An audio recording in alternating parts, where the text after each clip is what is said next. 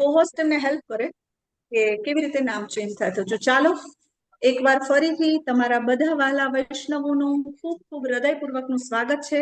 ISKCON Mangaluru કુલાઈ તરફથી ચાલતા ભગવદ્ ગીતાના આ બેઝિક કોર્સમાં 18 દિવસમાં 18 અધ્યાય આપણે બધા જ આ ક્લાસની શરૂઆત સરસ મજાના શ્રી શ્રી રાધા ગોવિંદના ચરણોમાં, પ્રભુપાદના ચરણોમાં સુંદર મજાના ભાવપૂર્વકના મંગલાચરણથી કરીશું. તમે બધા મારી સાથે માઇક બંધ રાખીને, આંખો બંધ કરીને ભગવાનને પ્રાર્થના કરો. મંગલાચરણ ન આવડે તો પણ મંગલાચરણ છે ને કોઈ પણ શુભ કાર્ય આપણે જોઈએ, ગ્રંથો, વેદો, આ બધું જે હોય છે ને એની અંદર ઋષિ મુનિઓ જે રામચરિત માનસ છે, રામાયણ છે, મોટા મોટા ગ્રંથો છે, એ બધા ગ્રંથોની શરૂઆત શેનાથી થાય છે? મંગલાચરણથી. કોઈ પણ ગ્રંથનું પહેલું સ્ટાર્ટિંગ હશે ને મંગલાચરણથી. મંગલાચરણ એટલે ભગવાનને પ્રસન્ન કરવા કરવામાં આવતી પ્રાર્થના કે સ્તુતિ, એને મંગલાચરણ કહીએ છીએ. અને ઇસ્કોનમાં આપણે આ પ્રાર્થના જે છે કોઈ પણ ક્લાસની આપણે શરૂઆત કરીએ છીએ તો મંગલાચરણથી કરીએ છીએ. તો ચાલો મંગલાચરણથી આજના ક્લાસને સરસ રીતે શરૂઆત કરીએ. બધા મારી સાથે માઇક મ્યુટ રાખીને અને તમે બોલો. ઓમ અજ્ઞાનતિમિરાંધસ્ય જ્ઞાનાંજન શલાકયા ચક્ષુરુન્મિલિतं येन तस्मै श्री गुरुवे नमः. श्री चैतन्य मनोभीष्टं स्थापितं येन भूतले स्वयं रूप कदा मह्यं ददाति स्वपदान्तिकम्. वन्देऽहं श्रीगुरु श्रीयुतापदकमलं श्रीगुरून् वैष्णवांश्च श्रीरूपं साग्रजातं सहगण रघुनाथान्वितं तं सजीवं साद्वैतं सावधूतं परिजनसहितं कृष्ण चैतन्य देवं श्री राधा कृष्ण पादान् सहगण ललिता श्री विशाखान्वितांश्च. हे कृष्णा करुणा सिंधु दीनबंधु जगत्पते गोपेश गोपिका कांत राधा कांत नमोस्तुते. तप्त कांचन गौरांगी श्री राधे वृंदावनेश्वरी वृषभानुसुते देवी प्रणमामि हरिप्रिये. वाञ्छाकल्पतरुभ्यश्च कृपा सिन्धुभ्यैव च पतितानां पावनेभ्यो वैष्णवेभ्यो नमो नमः. अनंत अनंत कोटि वैष्णव वृंद की जय. श्रील प्रभुपाद की जय. नमो विष्णुपादाय कृष्ण पृष्ठाय भूतले श्रीमते भक्ति वेदांत स्वामी निति नामिने. नमस्ते सरस्वते देवी गौरवाणी प्रचारिणे निर्विशेष शून्यवादी पाश्चात्य देश तारिणे. जय श्री कृष्ण चैतन्य प्रभु नित्यानंद श्री अद्वैत गदाधर श्रीवासादि गौर भक्त वृंद. બધા મારી સાથે અનમ્યુટ કરીને બે હાથ ઉપર કરીને બોલો. हरे कृष्ण हरे कृष्ण राम हरे कृष्ण हरे हरे राम राम हरे राम हरे राम हरे राम हरे हरे कृष्ण हरे कृष्ण हरे राम दंडवत प्रणाम. हरे कृष्ण हरे कृष्ण हरे कृष्ण हरे कृष्ण दंडवत प्रणाम. हरे कृष्ण कोटि वंदन दंडवत प्रणाम. काश्मीरा माताजी, दक्षा माताजी, देवीला माताजी, हरे कृष्ण जय माता श्री जी, माँ दंडवत माताजी, हरा प्रिया माताजी, हरे कृष्णा हरे कृष्णा, हरे नैना माताजी, हरे कृष्ण हरे माता जी, कृष्णा, हरे कृष्ण नीलू माताजी, हरे कृष्ण नैना शाह माताजी, हरे कृष्ण दंडवत प्रणाम. रीता राणा माताजी, तुषार प्रभुजी, उदार अद्वैत प्रभुजी, विलास प्रभुजी, हरे कृष्णा दंडवत प्रणाम. डोली माताजी, विनीता माताजी, जेना विडियो ऑफ छे ए बधा ज भक्तोने मारा हरे कृष्णा दंडवत प्रणाम. तो तमारा बधा माटे आजे आपणो बीजो अध्याय तरफ आगळ वधी रह्या छीए અને બીજા અધ્યાયનું નામ છે સાંખ્ય યોગ અથવા તો ગીતાનો સાર. પણ એ પહેલા તમને બધાને એક ક્વેશ્ચન પૂછવા માંગુ છું. ગઈકાલે જે આપણે અધ્યાય ભણ્યા પહેલો અધ્યાય એના વિશે થોડું રિવિઝન લેવું જોઈએ કે પછી સીધું બીજા અધ્યાય પર જવું જોઈએ? શું કહો છો બધા? રિવિઝન લેવું જોઈએ. લેવું જોઈએ ને? માતાજી રિવિઝન લેવું જોઈએ. યસ. તો ચલો, આપણે સ્કૂલમાં બી તો આવું થતું હતું ને, ટીચર રિવિઝન લેતા હતા કે કાલે શું ભણ્યા ચાલો યાદ કરો.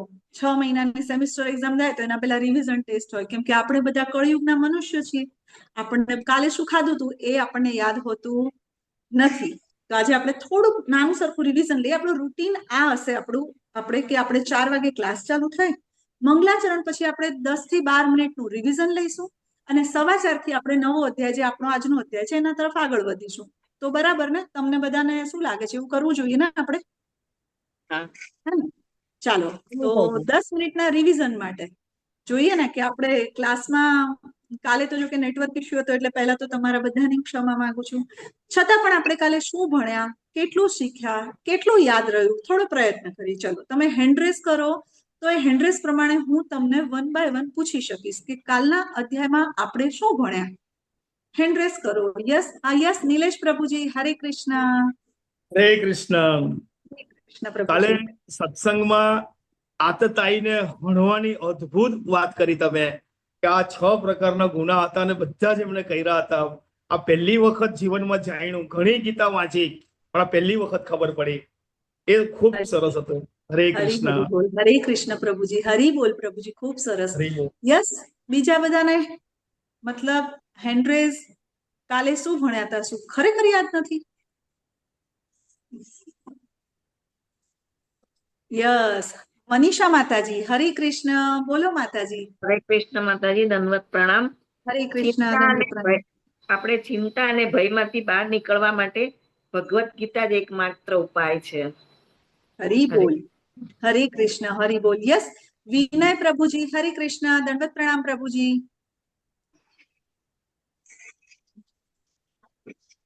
પ્રભુજી તમે મ્યુટ છો, તમારે અનમ્યુટ કરવું પડશે. યસ પ્રભુજી. ભગવાન દ્વારા ગવાયેલું ગીત ભગવદ ગીતા. ભગવદ ગીતા એટલે યસ, હરી બોલ. હા, યસ પ્રભુજી. હજી કઈ એડ કરો. અને વિષાદ યોગ એવું નામ આપેલું છે. એક વિષાદમાંથી આખો આ ગીતાનું શરૂઆત એ અહીંથી થાય છે.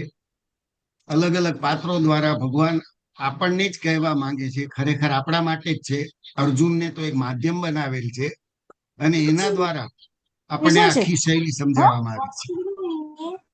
ખૂબ સરસ વાત કરી પ્રભુજી. તમે ખૂબ સરસ હાર્ટ પોઈન્ટ પકડ્યો કે આપણને માધ્યમ, અર્જુનને માધ્યમ બનાવીને ભગવાન આપણને ભગવદ ગીતાનો ઉપદેશ આપી રહ્યા છે. હરી બોલ પ્રભુજી. ખૂબ સરસ. યસ, આકૃતિ માતાજી, હરે કૃષ્ણ. દંડવત પ્રણામ હરે માતાજી. કૃષ્ણ માતાજી, હરે દંડવત પ્રણામ. કૃષ્ણ. દંડવત પ્રણામ. કઈ નઈ, આપણે કાલે ધર્મક્ષેત્ર માટેની માહિતી મેળવી કે ધર્મક્ષેત્ર એટલે તીર્થભૂમિ છે. તો એ શેના માટે છે એ ચર્ચા કરી. પછી અર્જુનના યુદ્ધ ન કરવાના આપણા જે 5 કારણો છે એને સમજ્યા આપણે. યસ, હરી હરી બોલ માતાજી. ખૂબ સરસ. મુખ્ય વસ્તુ અર્જુનના યુદ્ધ ન કરવાના 5 કારણો. યસ, ગીતા માતાજી, હરે કૃષ્ણ. ગીતા પારેખ માતાજી. યસ માતાજી, બોલો બોલો. હરે કૃષ્ણ માતાજી. ગીતાનું મહાત્મ્ય જાણ્યું આપણે ગઈકાલે સૌથી પહેલા. હરી બોલ. આદિ શંકરાચાર્ય દ્વારા આપવામાં આવેલું ગીતાનું મહાત્મ્ય આપણે સમજ્યા. હરી બોલ માતાજી. યસ, ગીતા લિંબાચિયા માતાજી, હરે કૃષ્ણ. દંડવત પ્રણામ. હરે કૃષ્ણ. પાંડવો યુદ્ધ જીત્યા તેના 9 કારણો બતાવ્યા, તે આપણે કાલે શીખ્યા. અને આસક્તિ અને સ્નેહમાં શું તફાવત છે તે આપણે કાલે શીખ્યા. યસ માતાજી, તો જરા જણાવો ને શું તફાવત છે આસક્તિ અને સ્નેહમાં? આસક્તિ થોડું પ્રયત્ન. ચાલો, કોણ કહેશે આસક્તિ અને સ્નેહમાં શું ફરક છે? થોડુંક એને એક્સપ્લેન કરો. આસક્તિ એટલે હું મારું એ થાય. યસ. અને સ્નેહ એટલે દુર્યોધને ધૃતરાષ્ટ્રે દુર્યોધનને જે પ્રેમ કર્યો તો એ સ્નેહ હતો કે આસક્તિ હતી? એ આસક્તિ હતી. સ્નેહ એટલે ભગવાન પ્રત્યે આપણે જે પ્રેમથી કરી વર્તીએ એને પ્રેમ. પ્રેમ. સ્નેહ અને આસક્તિમાં એટલો જ ફરક છે કે સ્નેહ છે ને આપણને મુક્ત કરે છે અને આસક્તિ છે ને આપણને બાંધે છે. કોઈ પણ વસ્તુ વ્યક્તિ પ્રત્યેની આસક્તિ આપણા માટે બંધન ક્રિએટ કરે છે, અને કોઈ પણ વ્યક્તિ વસ્તુ કે ભગવાન પ્રત્યેનો જે સ્નેહ અથવા પ્રેમ છે ને આપણને મુક્તિ આપે છે. બાળક માટે સારું શું? એ પ્રેમ છે, અને બાળકને શું ગમે એવું હું કરું એ આસક્તિ છે, ભલે એના માટે ખરાબ પણ હોય તો પણ. હરી બોલ માતાજી, ખૂબ સરસ. યસ, કૃતિ માતાજી એડ કરો માતાજી. હરે કૃષ્ણ. હરે કૃષ્ણ. હરે કૃષ્ણ માતાજી. હું છે ને સ્નેહ અને આસક્તિના તફાવત વિશે કહીશ હા કે બોલો જે માતાજી. સ્નેહ હોય છે ને એમાં નિસ્વાર્થ હોય છે, જે બીજાના કલ્યાણનું વિચારે છે, અને આસક્તિ હોય ને એ બધું મારું, જેમ કે સ્વાર્થ મારો છે, વસ્તુ મારી છે, વ્યક્તિ મારો છે, એવી રીતે. હરી હરી બોલ. ચાલો તો ખૂબ સરસ, બધાએ ખૂબ સરસ જવાબ આપ્યા. મતલબ કે કાલે નેટવર્ક કનેક્શનના ઇસ્યુ છતાં પણ બધાએ ઘણું બધું સાંભળ્યું છે. તો કાલના અધ્યાયમાં આપણે મુખ્ય વસ્તુ જે સમજ્યા ને, અધ્યાયનું નામ હતું અર્જુન વિષાદ યોગ. વિષાદ જે છે, વિષાદ એટલે દુઃખ, વિષાદને યોગમાં કેવી રીતે ફેરવવો એ આપણને ભગવદ્ ગીતામાંથી ભગવાન કૃષ્ણ શીખવાડી શકે છે.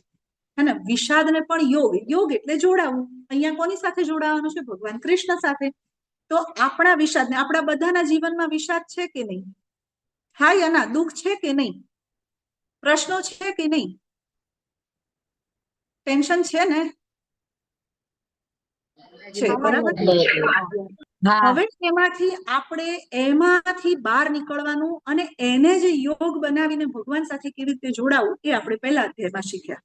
એ સિવાય તમે જેમ કીધું એમ યુદ્ધ ભૂમિ પર સૈન્ય નિરીક્ષણ, 3 વ્યક્તિઓની મનોસ્થિતિ. તમારે પોઈન્ટ લખવા હોય તો લખો. અધ્યાય 1ના ટેક અવે પોઈન્ટ: કુરુક્ષેત્રની યુદ્ધ ભૂમિ પર સૈન્ય નિરીક્ષણ બંને પક્ષ દ્વારા. બીજો પોઈન્ટ તમે લખી શકો, 3 વ્યક્તિઓની મનોસ્થિતિ: ધૃતરાષ્ટ્ર, દુર્યોધન અને અર્જુન. આ 3 વ્યક્તિઓની મનોસ્થિતિ. પછીનો શંખનાદ, દિવ્ય શંખોનો નાદ થયો. પાંડવોના યુદ્ધ જીતવાના 9 કારણો. આપણે કાલે શીખ્યા હતા ને, કપિધ્વજ છે, દિવ્ય રથ છે, ગાંડીવ પશુપાત છે, પછી અર્જુનજીનો રથ છે એ દિવ્ય છે, મોક્ષદા એકાદશી છે, ધર્મક્ષેત્ર છે. આ બધા જ એવા 9 કારણો જે આપણે ભણ્યા હતા. અને અર્જુનજીના 5 યુદ્ધ ન કરવા માટેના કારણો જે ભગવાનને દલીલ આપે છે ને કે યુદ્ધ નહીં કરવું, કયા કારણો હતા એ બોલો. ચલો, મારે એ સાંભળવા છે. કોણ બોલશે? અર્જુનજીના યુદ્ધ ન કરવાના 5 કારણો કોણ કહેશે? યસ, નીલુ માતાજી. હરે કૃષ્ણ. હરે કૃષ્ણ માતાજી. દંડવત પ્રણામ માતાજી. બોલો બોલો. પ્રણામ. કરુણા, પછી કોઈ યસ આનંદ નથી આવતો. પાપ, યસ. કૌટુંબિક પરંપરાઓ અને નો ના અનિર્ણયતા. અને અનિર્ણય. હરી હરી બોલ. હરી હરી બોલ. ખૂબ સરસ માતાજી, ખૂબ સરસ. જો બની શકે તો તમારો વિડીયો ઓન રાખી શકાય એવી પરિસ્થિતિમાં તમે હો તો ચોક્કસથી વિડીયો ઓન રાખજો. મને તમારા બધાના દર્શન થાય. ભગવાનનું જ્ઞાન સાંભળવા આવતા હોય ને એ બધા ભક્તો હોય, ભગવાનને બહુ પ્રિય હોય. ભગવાનને બહુ પ્રિય લાગે જ્યારે રામ કથા, કૃષ્ણ કથા થતી હોય ને ત્યારે હનુમાનજી હાજર હોય, એવું આપણે બધા સાંભળ્યું છે ને. તો ભગવાનના ભક્તો જ્યારે ભગવાનની કથા સાંભળે ને ત્યારે જો મને એમના દર્શન થાય ને તો મને થોડુંક વધારે મજા આવે કે બધાના દર્શન મને થાય છે. રાઈટ? તો ભગવાનના સામે અર્જુનજી 5 કારણ. પહેલા અધ્યાયમાં ભગવાન કંઈ બોલતા નથી, not a single word. Arjunji એમના બધા જ શું કહેવાય સ્ટેટમેન્ટ આપ્યા કરે છે. બરાબર, કે હું આવું છે ને આવું છે ને મને યુદ્ધ નથી કરવું ને. બરાબર. તો આ 5 જે કારણો ભગવાનને આપે છે એ 5 કારણો: કરુણા, કોઈ આનંદ નથી, પાપનો ભય, કૌટુંબિક પરંપરાનો નાશ અને અનિર્ણયકતા. આજે બીજા અધ્યાયમાં શીખીશું. પહેલા અધ્યાયમાં 4 કારણ આપે છે, બીજા અધ્યાયમાં 5મું કારણ આપે છે. હવે તમને સપોઝ બીજો અધ્યાય તો આપણે આજે ચલાવવાનો છે, પણ તોય તમને બધાને મારો એક પ્રશ્ન છે કે બીજા અધ્યાય એટલે શું? તમને કોઈ વ્યક્તિ પૂછે, અનનોન વ્યક્તિ, કે ભાઈ બીજો અધ્યાય એટલે શું, તો તમે શું જવાબ આપશો? હરે કૃષ્ણ. હરે કૃષ્ણ. ગીતાનો સાર. ગીતાનો સાર. ઓકે. હજી મને આમ કેવું કે છે ને સામાન્ય વ્યક્તિ પણ સમજી જાય ને એવો જવાબ આપો ને કે બીજા અધ્યાયમાં શું છે. ચલો, નામ ગીતાનો સાર. સાચી વાત છે. જ્ઞાન છે. સાંખ્ય એટલે જ્ઞાન. જ્ઞાન. સાંખ્ય એટલે જ્ઞાન. ઓકે. યસ, ધાર્મી માતાજી શું કહો છો? અર્જુનને ન કરવાના, યુદ્ધ ન કરવાના કારણો હતા એનો જવાબ રૂપે બીજા હરી અધ્યાયમાં હરી આપ્યું છે. બોલ. હરી હરી બોલ. હરી બોલ. કોણ બોલ્યું? મને જરાક દેખાયું નહીં. જય શ્રી બા. જય શ્રી બા માતાજી. હરી હરી બોલ. તો અર્જુનજી પહેલા અધ્યાયમાં જે 5 કારણ આપે ને કે મારે યુદ્ધ નથી કરવું, એ 5 પ્રશ્નો અથવા એને જે સમસ્યા બતાવીને એના સમાધાન ભગવાન આપે છે બીજા અધ્યાયમાં. એટલે બીજો અધ્યાય એટલે અર્જુનના પ્રશ્નોના જવાબ શોર્ટમાં. ચાલો તો આપણે હવે જોઈએ કે બીજો અધ્યાય જે છે, ઓકે, તમારા બધાના હેન્ડ ડાઉન કરી દઈએ. આપણે બીજા અધ્યાય તરફ આગળ વધીએ. કોઈને કઈ પ્રશ્ન થાય, કોઈને કઈ શંકા હોય, કોઈને કઈ ન સમજાય તો તમે આપણો આખું સેશન પતે એટલે આપણે ક્વેશ્ચન આન્સર સેશન રાખીશું. ભલે તમારે થોડોક સમય લાગે, ભલે તમને એવું લાગે કે મોડું થશે, તો કોઈને જેને મોડું થતું હોય એ માટે નથી, પણ હું બેસીસ જ્યાં સુધી આપણા પ્રશ્નોના શંકાનું સમાધાન થાય નહીં ત્યાં સુધી. જેટલું મને સમજાતું હશે હું પ્રયત્ન કરીશ કે તમારા પ્રશ્નોનું સમાધાન આપી શકું. તો ચાલો ભગવદ્ ગીતાના બીજા અધ્યાય તરફ આપણે આગળ વધીએ છીએ. ભગવાન અર્જુનના પ્રશ્નોને શાંતિથી સાંભળે છે. અર્જુનની દલીલને ભગવાન શાંતિથી સાંભળે છે. અને ભગવાન જો વિષાદમાં હોઈએ ને ત્યારે કોની પાસે જવું ને એ બહુ મહત્વનો પ્રશ્ન છે. અર્જુનજી કોના શરણે જાય છે? ભગવાનના શરણે. અને કેટલાક લોકો શું કરે? આડાવડા રસ્તા પકડે. કોને પ્રશ્ન પૂછવો એ પણ મહત્વનું છે. તો ભગવાનને શરણે જવાથી વિષાદ છે એ યોગ બની જાય છે. હવે આને સાંખ્ય યોગ તરીકે મોટાભાગની ભગવદ્ ગીતા સાંખ્ય યોગ નામ આપ્યું છે આ અધ્યાયને. સાંખ્ય એટલે શું? સાંખ્ય એટલે સંખ્યા. સંખ્યા એટલે કાઉન્ટિંગ. શેનું કાઉન્ટિંગ? તો આપણું જે આ શરીર છે એ શરીર જે 24 તત્વોનું બનેલું છે એનું કાઉન્ટિંગ કરવું એટલે સાંખ્ય યોગ. રાઈટ? એટલા માટે એને સાંખ્ય યોગ કહેવાય છે. એમાં આત્મજ્ઞાન આપ્યું છે. શરીર અને આત્માનું જ્ઞાન છે એમાં. એટલા માટે મોટાભાગની ભગવદ્ ગીતામાં સાંખ્ય યોગ નામ છે. પરંતુ અમારા આચાર્ય શ્રીલ પ્રભુપાદ છે, એમણે આને ભગવદ્ ગીતાનો સાર કહ્યો છે. કેમ ખબર છે? સાંખ્ય યોગ એટલે એવું કે જે આ 24 તત્વો છે એને એનાલિટિકલ સ્ટડી, પૃથ્થકરણાત્મક અભ્યાસક્રમ એટલે સાંખ્ય યોગ કહેવાય. પણ પ્રભુપાદ એને ભગવદ્ ગીતાનો સાર એટલા માટે કે છે કે એના સિવાય પણ આ અધ્યાયની અંદર ઘણું બધું છે. જેમ કે આપણે આ ભગવદ્ ગીતાના આ બીજો અધ્યાય ભણીશું ને એમાં ઘણું બધું છે. ભગવદ્ ગીતા કુલ 3 ભાગમાં વહેંચાઈ. કાલે આપણે ભણ્યા કર્મયોગ, ભક્તિ યોગ, જ્ઞાન યોગ. આ ત્રણેયની સમરી જે છે ને એ બીજા અધ્યાયમાં છે. બીજું, ભગવદ્ ગીતાના 5 વિષયો આપણે ભણ્યા ને. કોને યાદ છે? ચાલો ભગવદ્ ગીતાના 5 વિષયો. બધા કહેશે કે માતાજી 15 મિનિટનું જ હતું રિવિઝન, હજી કેમ ચાલુ છે? કયા 5 વિષયો ભણ્યા હતા આપણે ભગવદ્ ગીતાના 5 વિષયો? યસ નીલુ માતાજી બોલો. હરે કૃષ્ણ. કૃષ્ણ માતાજી. હરે 5 કૃષ્ણ. વિષય આપણે ભણ્યા: ભગવાન, જીવ, પ્રકૃતિ, કર્મ અને કાળ. હરી હરી બોલ. ભગવાન, જીવ, પ્રકૃતિ, કર્મ અને કાળ. આ 5 વિષયો આખી ભગવદ્ ગીતામાં આપણે સમજવાના છે. ભગવાન કોણ છે? જીવ કોણ છે? પ્રકૃતિ શું છે ને કેવી રીતે કાર્ય કરે છે? કોના આધીન કાર્ય કરે છે? સોરી. અને કર્મ, કર્મ એટલે શું? કર્મના પ્રકાર શું? કર્મનું બંધન શું? એમાંથી બહાર કેવી રીતે નીકળાય? કાળ એટલે સમય. અને મૃત્યુ, મૃત્યુ કેવી રીતે હોવું જોઈએ ને મૃત્યુ સમયે જીવની પરિસ્થિતિ શું હોવી જોઈએ? આ બધું જ ભગવદ્ ગીતામાં શીખવાનું છે, જેની સમરી આ બીજા અધ્યાયમાં છે. એટલા માટે અમારા આચાર્ય પ્રભુપાદે આ અધ્યાયનું નામ આપ્યું છે ગીતાનો સાર. ચલો આપણે એમાં જઈએ આગળ કે આપણે કાલનું આ બધું જ સમજી ગયા. ભગવદ્ ગીતા, અર્જુનના યુદ્ધ ન કરવાના કારણોને પણ આપણે સમજ્યા. આ બધું જ સમજ્યા. તો અહીંયા એકચ્યુઅલી ભગવાને કઈ એવું નથી કીધું કે અર્જુન સાંખ્ય યોગ ચાલુ કરું છું, અર્જુન કર્મયોગ ચાલુ કરું છું, એવું ભગવાને કહ્યું નથી. ભગવાન અને ભક્ત વચ્ચે એક સરસ મજાની ચર્ચા ચાલી રહી છે. 45 મિનિટમાં ભગવાન આખી ભગવદ્ ગીતાનું જ્ઞાન આપી રહ્યા છે. પરંતુ આપણા આચાર્યો, જે મહાન આચાર્યો થઈ ગયા ને, એમણે એને ભાગમાં વેચી આપ્યા. કેમ? કારણ કે આપણા જેવા મંદ બુદ્ધિ, મારા જેવા અલ્પ બુદ્ધિ એને સમજી શકે. એટલા માટે આપણા આચાર્યોએ એને ડિવાઈડ કર્યા અને એને જુદા જુદા નામ આપ્યા. જ્ઞાન યોગ, કર્મયોગ, સાંખ્ય યોગ, આ બધા નામ આચાર્યોએ આપ્યા છે. જેમ બાળકને આખી મોટી શોર્ટ નોટ લખવા આપી દઈએ, ટૂંક નોટ કે યાદ કર, તો એને યાદ ના રહે. પણ એક એક બે વાક્યના જવાબ આપ્યા હોય કે તૈયાર કર, અને એવા 50 જવાબ આપે ને તો એને યાદ રહી જાય. રહે કે નહીં? એમ આપણને આપણા આચાર્યોએ એટલા માટે શોર્ટમાં આ બધા અધ્યાયને ડિવાઈડ કરીને આપ્યા છે. તો ચાલો આપણે આજે સાંખ્ય ગીતાના સાર તરફ આગળ વધીએ અને સમજીએ કે ગીતાનો સાર આ અધ્યાયમાં શું કહે છે ભગવાન. તો અધ્યાય 2 ઇન શોર્ટ આપણને કોઈ પૂછે તો ભગવાનને પૂછવામાં આવેલા અર્જુનજીના સવાલોનો જવાબ. આ અધ્યાયની આગળ આપણે જોઈએ કે અર્જુનજીના 5 યુદ્ધ ન કરવાના કારણો જે તમે બોલ્યા, મેં સ્ક્રીન પર એટલા માટે નહોતા મૂક્યા કારણ કે આપણે રિવિઝન તરફ આગળ વધી રહ્યા હતા. હવે જો આને છે ને તમારે નોટ કરવું હોય તો નોટ કરી શકો, તમારે સ્ક્રીનશોટ લેવો હોય તો તમે સ્ક્રીનશોટ પણ લઈ શકો છો.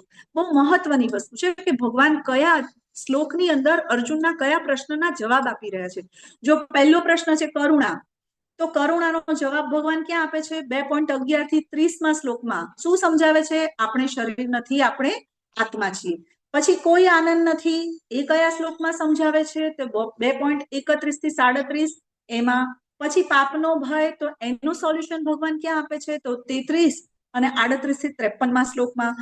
કૌટુંબિક પરંપરાનો નાશ, તો એનું એ ક્યાં આપે છે ભગવાન એનું સમાધાન? તો 2.45, 46 અને 3.24 ત્રીજા અધ્યાયમાં પણ એક શ્લોક છે. અને અનિર્ણયતા, જે આ અધ્યાયમાં અર્જુનજીનો પ્રશ્ન છે ભગવાન સામે મૂકે છે, એનો જવાબ ભગવાન 2.41 નંબરના શ્લોકમાં આપે છે. તો you can take the screenshot. તમે સ્ક્રીનશોટ લઈને રાખો, પછી તમે શાંતિથી લખી શકો છો કે તમને કયા પ્રશ્નનો જવાબ ક્યાં મળી શકશે. રાઈટ. હવે અર્જુન શું કહે છે ખબર છે? કે મારા જે ગુરુ છે, દાદા છે, આ બધાને હું કેવી રીતે મારું? અર્જુનજી એવું કહે છે ને કે આ બધાનો વધ હું કેવી રીતે કરું? મને પાપ ના લાગે? મને આવું બલિદાન, કેમ કે અર્જુનજી આ બલિદાન પહેલી વાર આપવા જઈ રહ્યા હતા.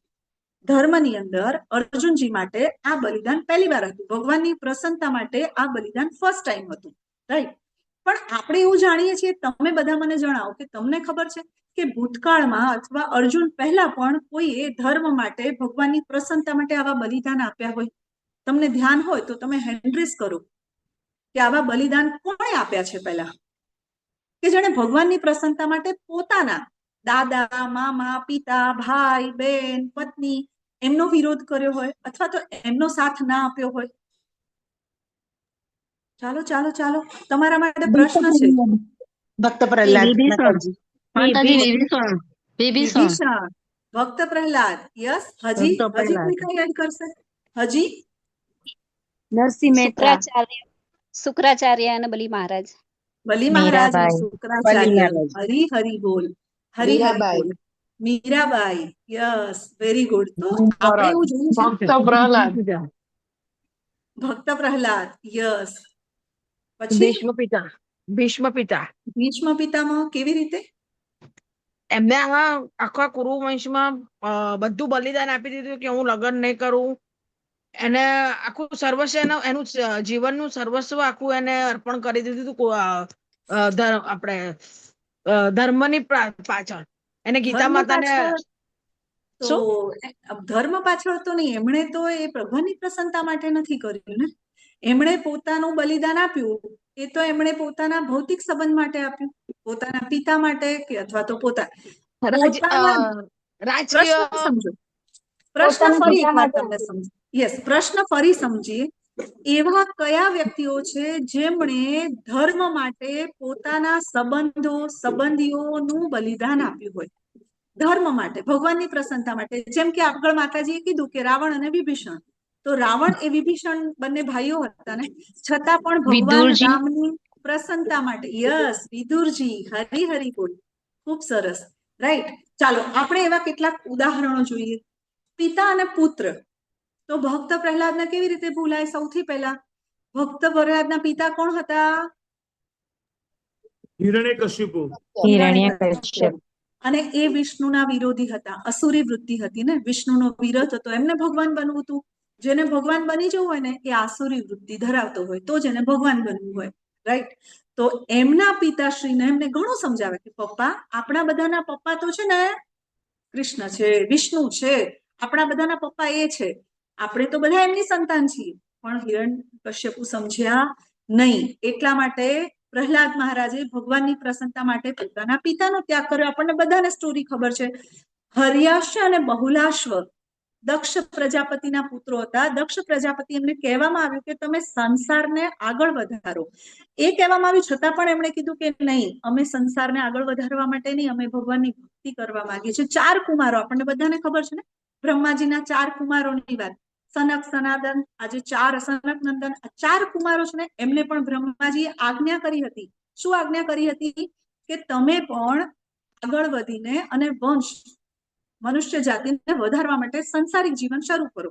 પણ એ 4 નાના નાના બાળકોએ પોતાના પિતાને શું કહી દીધું? ના. જો આ પિક્ચરમાં અહીંયા દેખાય છે ને, આ પિક્ચરની અંદર જ્યાં મારો એરો છે ને ત્યાં બ્રહ્માજી છે ને, એમના 4 પુત્રો છે. એ નાના નાના બાળકોએ કીધું નહીં, અમારે તો ભગવાનની ભક્તિ જ કરવી છે, અમે સંસારિક જીવન જીવવા માંગતા નથી, ભગવાનને પ્રસન્ન કરવા છે, અમારે પિતાને પ્રસન્ન કરવાની અત્યારે અમે તૈયારી બતાવતા નથી. એના પછી સેકન્ડ આવે છે મોટા ભાઈ અને નાના ભાઈ.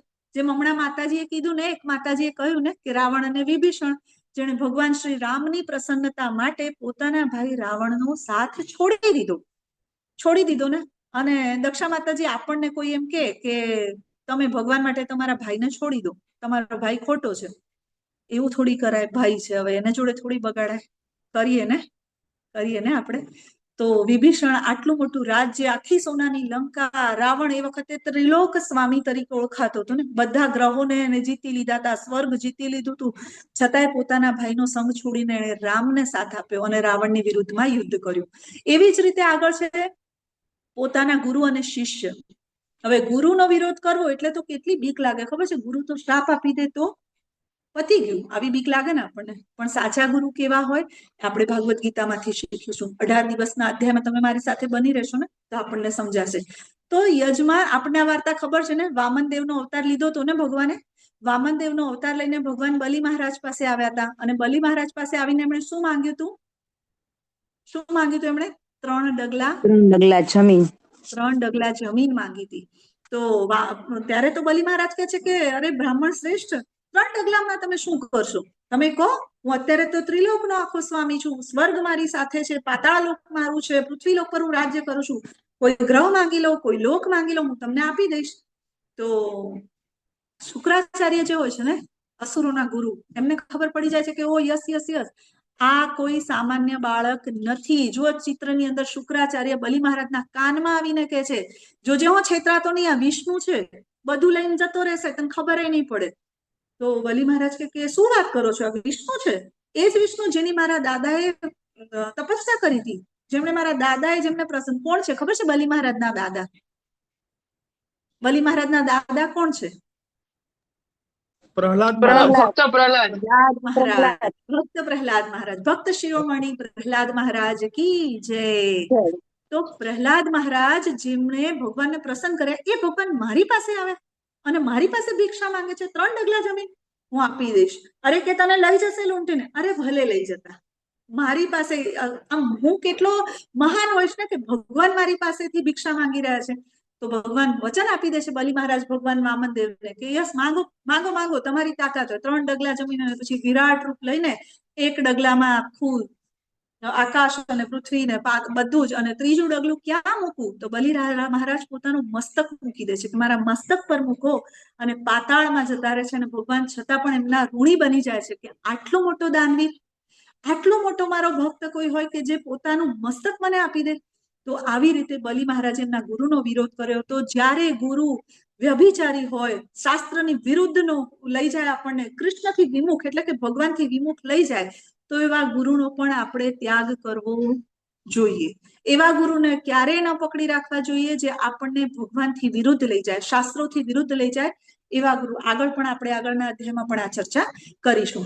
બીજા, પતિ અને પત્ની, બહુ સુંદર કથા છે, વૃંદાવનની કથા છે. વૃંદાવનમાં એક વખત બધા બ્રાહ્મણ ભેગા થઈને યજ્ઞ કરી રહ્યા હતા ને એ યજ્ઞ નારાયણ માટે ભોગ બની રહ્યો હતો.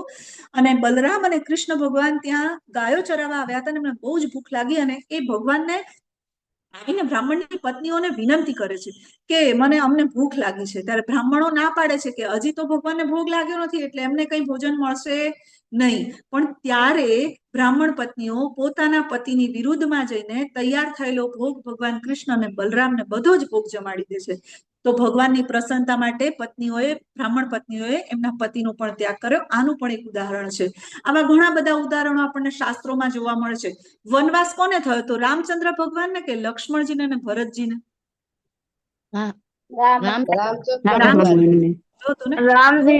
राम जी को वनवास हुआ था, तो फिर उनके साथ लक्ष्मण जी को जाने की क्या जरूरत थी?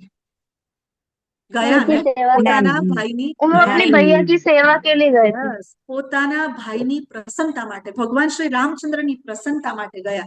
ભરતજી એમની પાદુકાને માથા પર મૂકીને લઈને આવ્યા કે જ્યાં સુધી મારા ભાઈ વનવાસમાંથી નહીં આવે ને ત્યાં સુધી એમની પાદુકા રાજસિંહાસન પર મૂકીશ, અને ત્યાં સુધી એ જમીનમાં ખાડો કરીને કાંટાળા બધાની પથારી કરીને એમાં સૂઈ જતા હતા.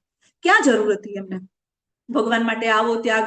આપણા ષડ ગોસ્વામી જે છે ને, રઘુનાથદાસ ગોસ્વામી, બધા જ આ ષડ ગોસ્વામી દ્વારા પણ ત્યાગ થયો છે. ચૈતન્ય મહાપ્રભુ, સ્વયં ભગવાન ચૈતન્ય મહાપ્રભુએ પણ આવી રીતે જ ભગવાનની પ્રસન્નતા માટે ત્યાગ કર્યો છે. અને એવી જ રીતે ત્યાગ કરનાર અમારા આચાર્ય ઇસ્કોનના ફાઉન્ડર શ્રીલ પ્રભુપાદ, એમણે પણ પોતાનો મોટો બિઝનેસ હતો, ફાર્મા ઇન્ડસ્ટ્રી હતી એમની પાસે, અને છતાં પણ એનો ત્યાગ કર્યો. આ બધા જ જીવનના ભૌતિક સુખ સગવડોનો ત્યાગ કર્યો. કેમ? સમગ્ર વિશ્વના લોકોને કૃષ્ણ ભક્તિ આપવા માટે. શું જરૂર હતી? આજે આપણે બધા આપણા ઘરે શાંતિથી 4 થી 5 મસ્ત ઊંઘતા હોત, ટીવી જોતા હોત, જલસા કરતા હોત. ક્યાં જરૂર હતી તમારે બધાને સાંભળવાની ને મારે બોલવાની? પણ છતાં પણ પ્રભુપાદે એટલા માટે કે આ ચર્ચા કરીને અત્યારે ક્લાસમાં હાજર રહેલા 132 લોકો છે ને, એ ભગવતધામ જવા માટેની તૈયારી કરે. કાલે ભગવાન કહેશે, હજી આપણે કાલના અધ્યાયમાં જયારે જોઈશું ને ત્યારે ભગવાન કહેશે કે મારું જ્ઞાન સાંભળવાથી શું થાય છે, એ આપણે કાલના અધ્યાયમાં શીખીશું. ભગવાન કહેશે જન્મ કર્મ ચમે દિવ્યમ એવમ યોવેતિ તત્વતઃ. ભગવાનને તત્વતઃ જાણવાથી શું ફાયદો થાય છે? ત્યક્ત્વા દેહં પુનર્જન્મ. આપણે આ ફરીથી અહીંયા આગળ આવવું પડતું નથી, ફરીથી આ જગતમાં જન્મ લેવો પડતો નથી. તો આ 132 જણમાંથી ભગવાન કહેશે, હાજરી પૂરશે કે હા જયશ્રી માતાજી છે, હિરલ રામાનુજ માતાજી સાંભળે છે, વિશાલ પ્રભુ આવે છે, ઓકે ઓકે, હાજરી પૂરો, હાજરી પૂરો. આ બધા મને જાણવા માટે અત્યારે ક્લાસમાં આવે છે. નૈના શાહ માતાજી મને ધ્યાનથી સાંભળવાનો પ્રયત્ન કરી રહ્યા છે, બરાબર? તો ઇસ્કોન એટલે કોઈ ફોરેન સંસ્થા નથી. ઇસ્કોન પ્રભુપાદ દ્વારા એટલા માટે બનાવવામાં આવી, સ્થાપના કરવામાં આવી છે કે બધા ભેગા થઈને રાધા કૃષ્ણની ભક્તિ કરે, બધા ભેગા થઈને ભગવત ધામ જવાની તૈયારી કરે. ઇસ્કોન એટલે ભક્તોનો મેળાવડો. ઇસ્કોન એટલે ભક્તિ કરતા શીખવાડે એ. ઇસ્કોન એટલે રાધા કૃષ્ણ કોણ છે એ સમજાવે એ. ઇસ્કોન એટલે સામાન્ય મનુષ્યને વૈષ્ણવ બનાવે એ. તો હવે આમાં ફોરેન ને ઇન્ડિયન ક્યાંથી આવે? પ્રોડક્ટ વાપરવી છે ફોરેનની. મેડ ઇન અમેરિકા હોય ને તો પહેલું લઈ લેવાનું, મેડ ઇન ઇન્ડિયા ના લેવાય. પણ જ્યાં ધર્મ અને જ્ઞાનની વાત આવે ને તો ના ના ભાઈ, આ તો ફોરેનનું છે ને. This is what our psychology. આ આપણી એક માનસિકતા છે. તો ચાલો આપણે જોઈએ કે ભગવાન આપણને શું કહેવા માંગે છે. ભક્તિ યોગ આપણને પ્રભુપાદ આપી રહ્યા છે અને શું કહી રહ્યા છે.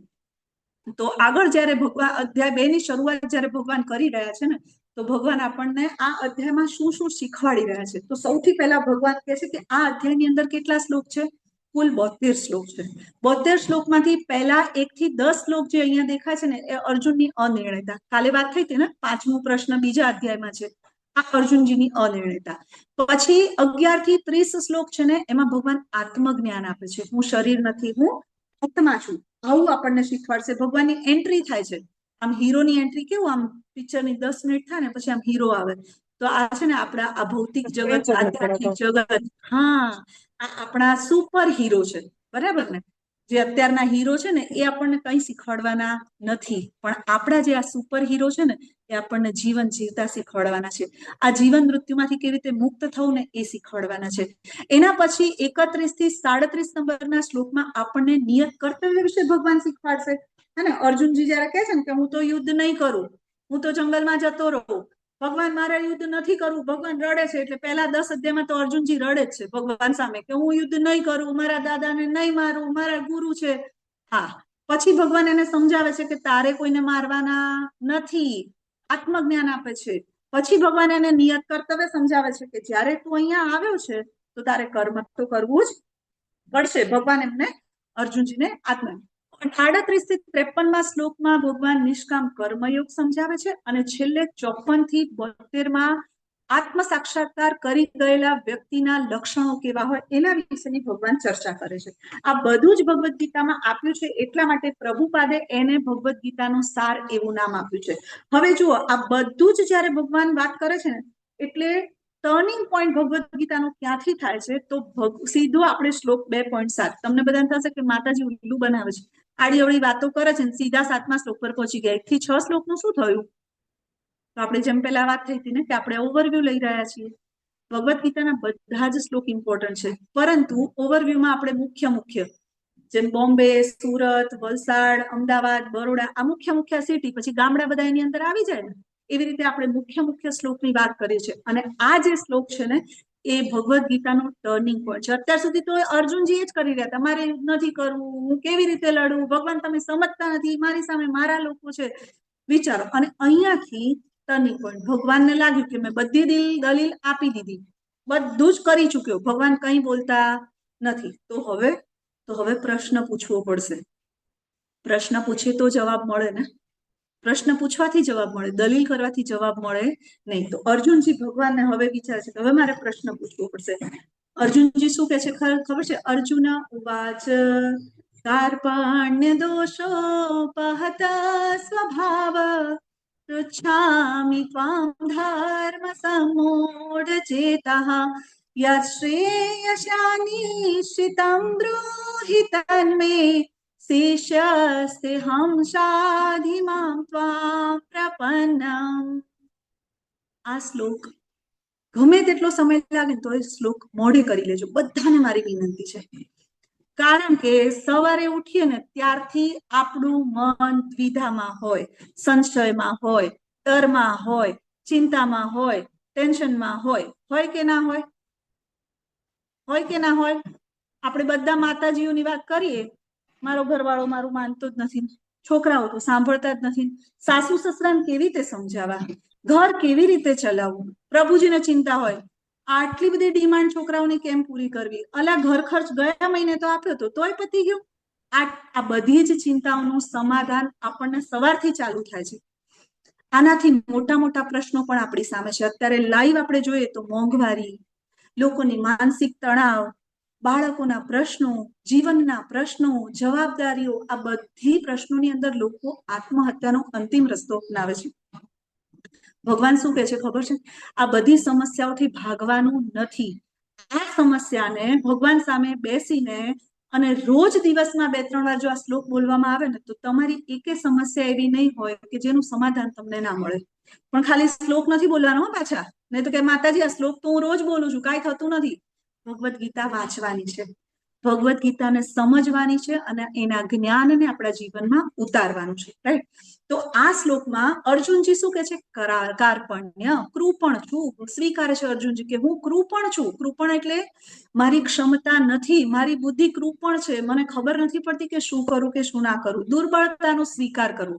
આપણને કોઈ કે તો આપણે બધા MBA બની જઈએ, ખબર છે ને? MBA મને બધું આવડે, બનીએ કે ના બનીએ? આપણે બધા MBA છીએ, મને બધું આવડે. કોઈ કે ને આમ નહીં આમ, મને ખબર જ હતી, આવું તો હું કરવાની જ હતી, એ તો મેં પહેલા જ કીધું હતું. આ દલીલો છે.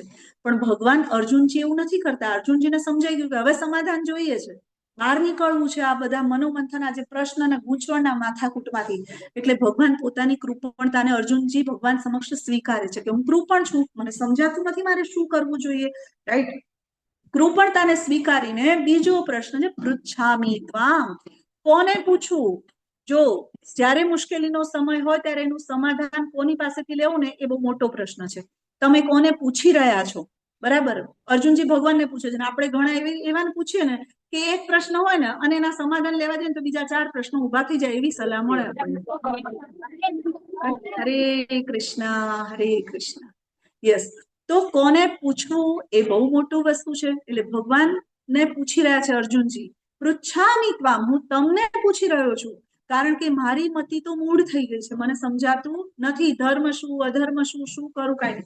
યત શ્રેય, જો શ્લોકમાં અહીંયા શબ્દ છે યત શ્રેય, કોણ કહેશે? શ્રેય એટલે શું? હરે કૃષ્ણ. યસ. આ વચ્ચે પ્રશ્ન પૂછવાનું કારણ શું છે ખબર છે? બપોરે 1-2-4 રોટલી વધારે ખવાઈ ગયો ને તો ચાલુ વિડીયો ના હોય તો પછી ઊંઘ આવી જાય. તો આમ જરા વચ્ચે ટકોરી લો કે હા ભાઈ ગુડ મોર્નિંગ. લાંબા ગાળાનો ફાયદો, હે ને? શ્રેય આપણને દેખાતું નથી, આપણે શું જોઈએ છીએ? પ્રેય, ટૂંકા ગાળાનો ફાયદો. આજે આમ કરું તો મને આ ફાયદો થાય, આજે આ ઓર્ડર લઈ લઉં તો મને આટલો ફાયદો થાય. કાલે શું થશે આપણે વિચારી શકતા નથી. ભગવાન સર્વજ્ઞ છે, ભગવાનને બધી જ ખબર છે કે મારા ભક્ત માટે શું સારું છે ને શું ખોટું છે. આજે આપણને ભગવાનને ગાળો બોલવાની ઈચ્છા થઈ જાય, આપણે બોલીએ છીએ મારી જોડે ભગવાન આવું કરે, દર વખતે મારી સાથે જ આવું થાય, મારું જ પ્લેન છૂટી ગયું, મારા જ પૈસા ડૂબી ગયા, મને જ ઓર્ડર ના મળ્યો. અને પછી 6 મહિના 2 મહિના 2 વર્ષ અઠવાડિયું આવતીકાલ 2 કલાક પછી આપણને થાય સારું થયું આ પ્લેનમાં હું ના ગયો, સારું થયું મારું પ્લેન છૂટી ગયું, નહીં તો ક્રેશ થયું હતું એમાં હું એ જતો રહ્યો. આવા કેટલા કિસ્સા આપણે સાંભળી ચુક્યા છીએ ને. તો શ્રેય ભગવાનને ખબર છે કે તમારા માટે શું સારું છે. એટલે ભગવાન અર્જુનજી ભગવાનને પ્રાર્થના કરે છે કે મારું શ્રેય જેમાં હોય ને, જેમાં લાંબા ગાળાનો ફાયદો હોય ને, ભગવાન એ મને કહો. શિષ્યસ્તેહમ, હવે હું તમારો શિષ્ય છું, તમારા શરણાગત છું, અને મને તમે જણાવો કે સારું શું છે. તો આમાં પરથી આપણે મોરલ એટલે કે આપણે ન તો વાર્તા કહીએ ને, વાર્તામાંથી પછી આપણે શું સંદેશો મળ્યો, શું શીખ મળી. તો આ શ્લોક આપણને શીખવાડે છે કે જો આપણે જીવનની અંદર કોઈ પણ મુશ્કેલીમાંથી રસ્તો જોઈતો હોય, ભગવદ્ ગીતાનું જ્ઞાન સમજવું હોય, તો અર્જુનજી જેવી શરણાગતિનો ભાવ જોઈએ. જ્યાં સુધી આપણે આપણી દુર્બળતાઓનો સ્વીકાર નહીં કરીએ, જ્યાં સુધી ભગવાનને શરણાગત નહીં થઈએ, ત્યાં સુધી આપણને આપણી સમસ્યાઓનો ઉકેલ મળવાનો નથી. ત્યાં સુધી ભગવદ્ ગીતાનું જ્ઞાન સમજાવવાનું નથી. 100 વાર ભગવદ્ ગીતા વાંચી લો, પણ જો ભગવાન કૃષ્ણને શરણાગત નથી થતા આપણે, તો ભગવદ્ ગીતાનું એ જ્ઞાન આપણા હૃદયમાં પ્રગટ થશે નહીં. એટલા માટે ભગવદ્ ગીતાના જ્ઞાનને સમજવા માટેની સૌથી પહેલી શરત છે કે ભગવાનને શરણાગત થવું. ભૌતિક ઉદાહરણનો એક દાખલો લઈએ. સ્કૂલમાં જતા હતા, આપણા વખતે સ્લેટ પેન હતી, અત્યારે તો નથી. તો સવારે જઈએ એટલે ટીચર આપણને આમ 1 2 3 4 એકડો બગડો તગડો ચોગડો કરીને આપી દે ને આપણે એને ગુંટે જવાનું. ગુંટતા હતા ને. રિસેસ પડે, નાસ્તો બાસ્તો કરીને ડબ્બા ખાલી કરીને પાછા ક્લાસમાં જઈએ એટલે ABCD પાછું ગુંટે જવાનું. કરતા હતા ને. અત્યારે આપણા બાળકને જ્યારે ક્લાસમાં ટીચર સમજાવે 1 2 3 4 5 6, તો છોકરા એવું કે છે કે મને પહેલો 3 લેવો છે, પછી જ હું 1 લઈશ. એવું કરીએ છીએ આપણે. હું તો પહેલા C લઈશ ને પછી જ A. પહેલો C જ આવે. ના ને. મેડિકલમાં જઈને પણ આપણા પ્રોફેસર આપણને જે સમજાવે આપણે એ જ રીતે એને સ્વીકારીએ છીએ. આટલામાં કોઈ ટીચર હોય, આટલામાં કોઈ પ્રભુજી માતાજી જે આપણી પાસે અત્યારે હાજર છે 130 જણા, 130 માંથી કોઈ ટીચર હોય તો એને પૂછવામાં આવે કે તમારું સ્ટુડન્ટ તમારી પાસે આવીને કે મને તો બધું આવડે છે માતાજી, આવી રીતે થાય મેડમ, તમે કોઈ એવું ના થાય. તો શું કહેશે ટીચર? ભાઈ તું ઘરે રહીને ભણી લે બેટા, તારે સ્કૂલમાં આવવાની જરૂર નથી. તો ભૌતિક દુનિયામાં જ્ઞાન લેવાનો જે નિયમ છે ને કે ટીચર કે એમ ભણવાનું, એમ આધ્યાત્મિક દુનિયામાં પણ જ્ઞાન લેવાનું એ જ નિયમ છે કે ભગવાન જેમ કે ને એમ આપણે કરવાનું. ભગવાને શું કીધું? ભગવદ્ ગીતા. ભગવદ્ ગીતા કે છે એવી રીતે કરવું. ભગવદ્ ગીતા શીખવામાં દલીલનો કોઈ અવકાશ નથી. ભગવદ્ ગીતા શીખવા માટે પ્રશ્ન પૂછી શકો તમે. આપણે એટલા માટે તો છેલ્લે પ્રશ્ન સેશન રાખીએ છીએ, તમારા પ્રશ્નોનું સમાધાન એમાં તમે કરી શકો. રાઈટ. હવે આ શ્લોકનું મહત્વ શું છે? તો અર્જુન જ્યારે અનેક પ્રશ્નો કરે છે ને, યુદ્ધ નહીં કરવું, જંગલમાં જતો રહું, ભિક્ષાટન કરી લઉં, ભીખ માંગી લઉં, મારે યુદ્ધ નથી કરવું, મને મારું હું શું કરું શું ના કરું સમજાતું નથી. આ બધા જ પ્રશ્નનો અગર એક શબ્દમાં સાર આપવો હોય, ભગવદ્ ગીતાનો એક શબ્દમાં સાર, તો શું આપી શકીએ આપણે? શરણાગતિ. શરણાગતિ. હરિ બોલ. શરણાગતિ. કોને શરણાગત થવાનું છે? કૃષ્ણ કોને ભગવાનને. શરણાગત? ભગવાન કૃષ્ણ કૃષ્ણ ભગવાન. હરિ બોલ. ચાલો. અર્જુને ખબર છે કૃષ્ણ બધાને. ભગવાનના શરણાગત થવાનું છે. શરણાગત થવાનું છે. યસ. તો ભગવાનને શરણાગત થવું, શરણાગતિનો ભાવ. રાઈટ. તો ભગવદ્ ગીતાનો એક શબ્દમાં ભગવદ્ ગીતા કહો તો કહેવાય કે ભગવત શરણાગતિ. હે ને? ચાલો હવે આપણે આગળ સમજીએ કે ભગવાન જ્યારે અર્જુનજી જ્યારે શ્રેય માટેની માંગણી કરે છે ને, એટલે ભગવાન પણ આ રીતે અર્જુનજીને સમજાવે છે. ભગવાન આપણા બધાના પપ્પા છે. તમારું બાળક તમને કે શિયાળો હોય, બાળકને શરદીનો કોઠો હોય અને બાળક પપ્પાને કે પપ્પા આઈસ્ક્રીમ ખાવો છે, પપ્પા શું કહેશે? ના ખવાય બેટા.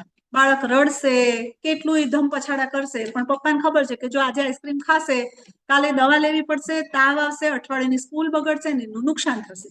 એટલે ભગવાન આપણને તો જ આઈસ્ક્રીમ નહીં આપતા હોય, કારણ કે આપણને એ આઈસ્ક્રીમથી શરદી થવાની છે. એટલે કોઈ વસ્તુ ન મળે તો આપણે વિચારી લેવાનું કે મારા પપ્પાએ મને આઈસ્ક્રીમ ના આપ્યો. બરાબર છે. આપણે ભગવાન પાસે શું માંગીએ?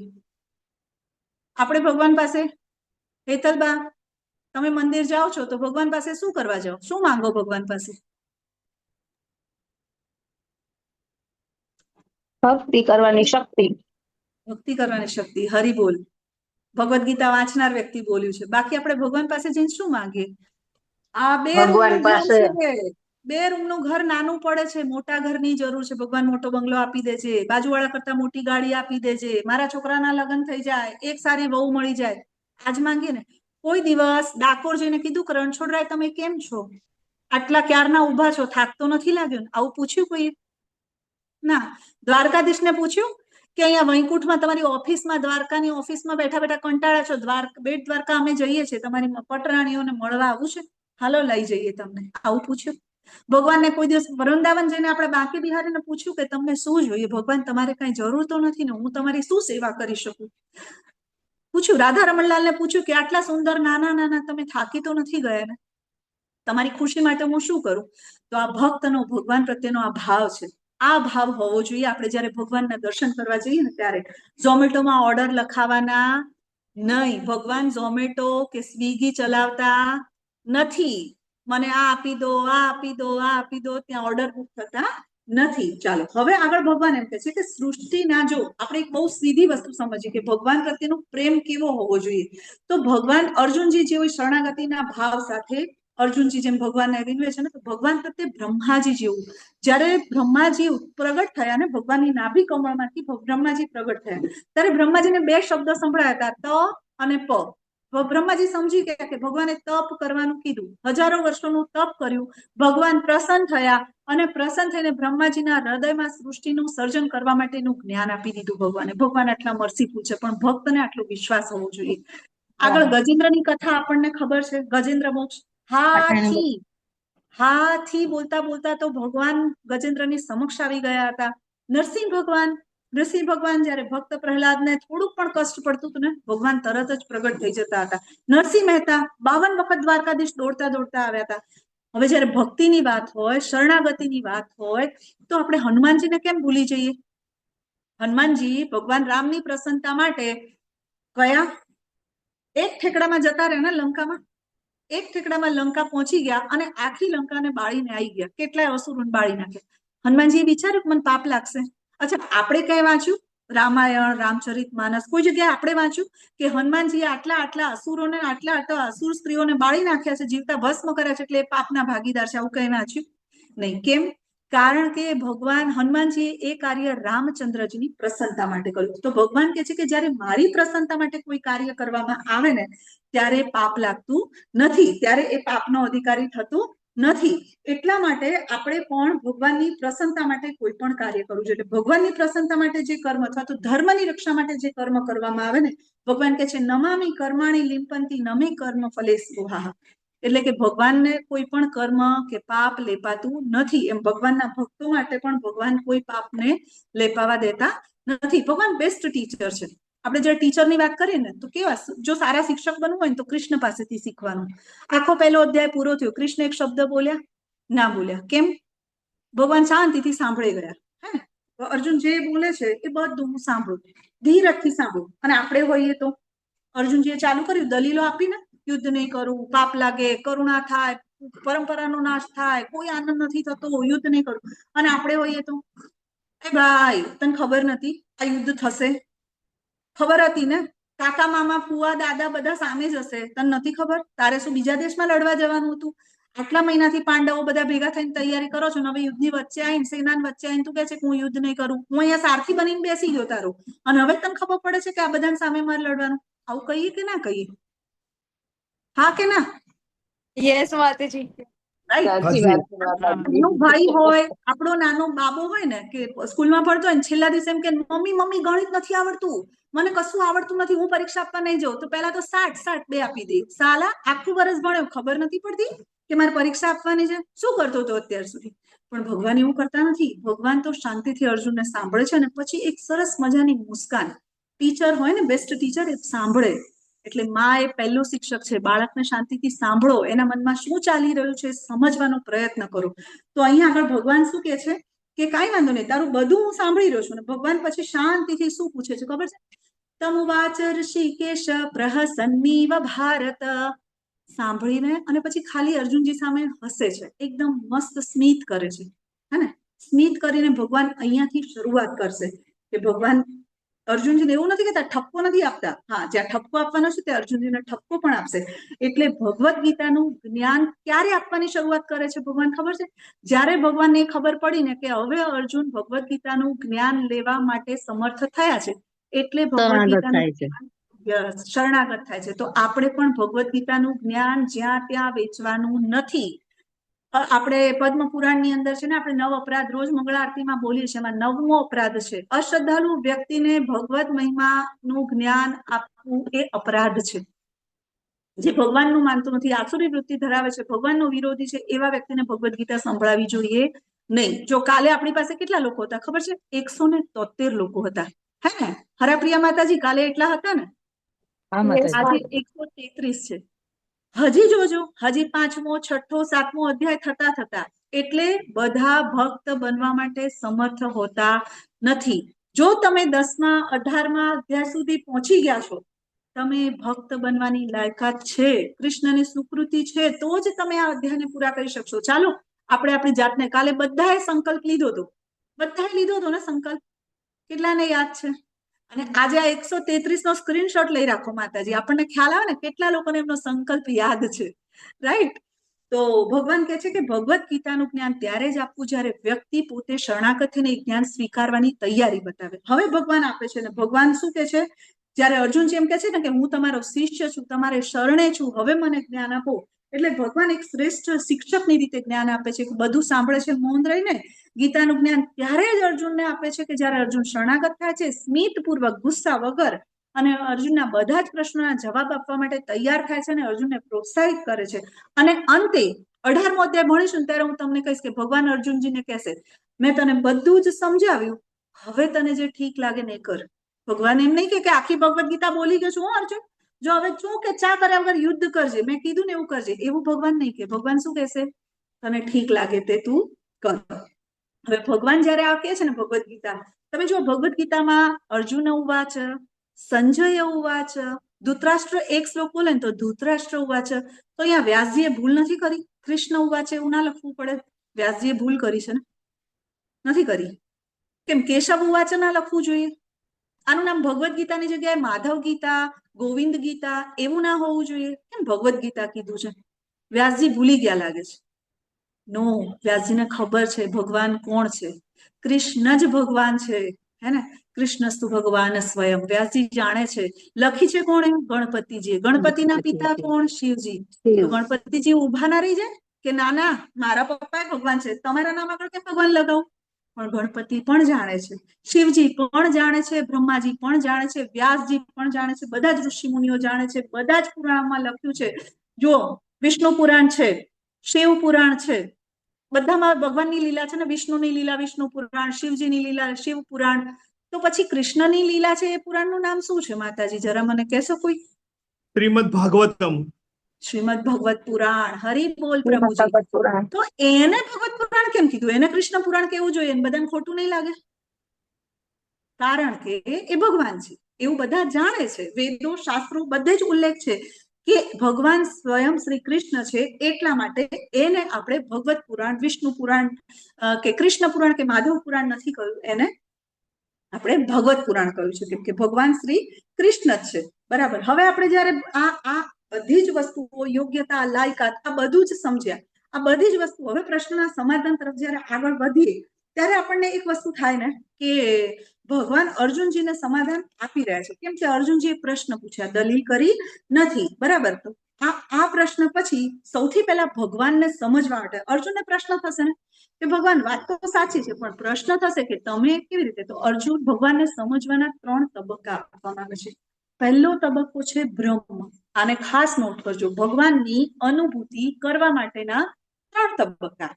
પહેલો તબક્કો છે બ્રહ્મ, બીજો તબક્કો છે પરમાત્મા, અને ત્રીજો તબક્કો છે ભગવાન પોતે. રાઈટ? બ્રહ્મ એટલે ભગવાનના શરીરમાંથી નીકળતું તેજ. હમણાં એવું કંઈક સાયન્ટિફિક આવ્યું હતું, ખબર છે? કે માણસના ઓરા ખબર પડે, એના આજુબાજુ પેલા વ્હાઈટ રાઉન્ડ્સ બની જાય છે, એવું કંઈક મશીન આઈ ડોન્ટ નો સાચું ખોટું, પણ એવું કંઈક આવ્યું છે, બરાબર. તો ભગવાનના તો શરીર દિવ્ય છે, એ દિવ્ય શરીરમાંથી જે તેજ નીકળે છે ને એ પહેલો તબક્કો બ્રહ્મ, જેની ઉપાસના જ્ઞાનીઓ કરે. પછી બીજો તબક્કો એટલે કે પરમાત્મા, એટલે ક્ષીરોદક્ષાય વિષ્ણુ સ્વરૂપે જે ભગવાન આપણા હૃદયમાં રહે છે ને એ પરમાત્મા. આ બધું આપણે ચોથા અધ્યાયમાં ભણવાના છે, ચિંતા ના કરતા કે આ બધા નવા નવા શબ્દો, આ બધી જ ફિલોસોફી, આ બધું જ જ્ઞાન આપણે આગળ 18 ત્યાં સુધી મારી સાથે તમે બનાવી રહેજો, આપણે શીખવાના છીએ, બરાબર છે ને. તો એ છે પરમાત્મા. અને મૂળ સ્વરૂપ, ભગવાનનું મૂળ વ્યક્તિગત સ્વરૂપ, ભગવાન નિરાકાર નથી, ભગવાન જ્યોતિ બિંદુ સ્વરૂપ નથી, ભગવાન મૂળ રૂપ છે દ્વિભુજ શ્યામ સુંદર મુરલી મનોહર ત્રિભંગ લલિત મારા કૃષ્ણ. આ કૃષ્ણ ભગવાનનું મૂળ સ્વરૂપ છે, જે સ્વરૂપથી ભગવાન ગોલોક વૃંદાવન ધામમાં આજે પણ નિત્ય વિહાર કરે છે, નિત્ય નિવાસ કરે છે. છતાં પણ કેટલાક લોકો બ્રહ્મની ઉપાસના કરે છે, એ ભગવાનને સંપૂર્ણ રીતે પામી શકતા નથી. કેટલાક લોકો પરમાત્માની, જે યોગીઓ છે, પરમાત્માની ઉપાસના કરે છે, એ પોતાના હૃદયમાં રહેલા પરમાત્માને જોઈ શકે છે અને અંતે જે ભગવાનની પૂજા કરે છે. ભગવાન કહે છે ને બ્રહ્મેતિ પરમાત્મેતિ ભગવાન ઇતિ શબ્દતે, એટલે કે આ બધા જ ભગવાનના એક પાર્ટ છે, જે પહેલું પગથિયું, બીજું પગથિયું અને અંતે ભગવાન સુધી પહોંચી શકીએ આપણે. તો ભગવાન નિરાકાર કે જ્યોતિ સ્વરૂપ નથી. તો કોઈ એમ કે અમે લાલ પ્રકાશમાં બેસીને ભગવાનને જોઈએ છીએ, તો ખોટી વાત છે. ભગવાનને જોવા માટેનો એક જ રસ્તો છે અને એ છે ભક્તિ. તો પછી આને ઉદાહરણને સમજવું હોય તો કેવી રીતે સમજીએ આપણે, ખબર છે? તો જો બ્રહ્મ, પરમાત્મા અને ભગવાન, એને સમજવા માટે એક ઉદાહરણ છે. અહીંયા તમારા ઘરમાં બારી છે, હા માતાજી હોય ને, આખી જિંદગી ઘર બનાવવામાં તો કાઢી છે, બારી નહીં મુકાઈ હોય, આખી જિંદગી આપણે ઘર બનાવવામાં તો કાઢી, તો બારી તો હોય ને. બારીમાંથી સૂર્યપ્રકાશ આવે તો એ પ્રકાશના કિરણ એટલે સ્વયં સૂર્યદેવ આવે તમારા ઘરમાં? નહીં ને. તો એ જે સૂર્યપ્રકાશના કિરણો છે ને, એવી જ રીતે ભગવાનમાંથી નીકળતું જે તેજ છે એ બ્રહ્મ. સૂર્યદેવ, જે આકાશમાં સૂર્ય દેખાય છે ને આપણને, એ જે દેખાય છે ને એ પરમાત્મા, કે જે એમનું સ્વરૂપ છે, ખાલી એમની એક નિશાની છે. અને સ્વયં સૂર્યના દેવતા, અધિષ્ઠાતા દેવ એટલે કે સૂર્યદેવ એટલે સ્વયં ભગવાન. આ સમજવા માટેનું એક ઉદાહરણ છે. બ્રહ્મ શું છે, ભગવાન શું છે ને પરમાત્મા શું છે, એ સમજવા માટેનું આ ઉદાહરણ છે, રાઈટ? એને તમે કોઈને સમજાવી શકો તો આ એનું એક ઉદાહરણ છે. હવે જયારે આપણે ભગવાનની વાત કરીએ કે ભગવાન કોણ હોય, કોને કહેવાય ભગવાન? પ્રશ્ન થાય.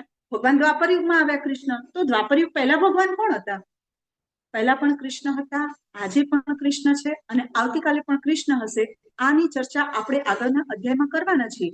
7મો અધ્યાય, 8મો અધ્યાય, 11મો અધ્યાય, બધું જ આપણે સમજીશું ને ત્યારે ક્લિયર થઈ જશે તમને આ બધાને.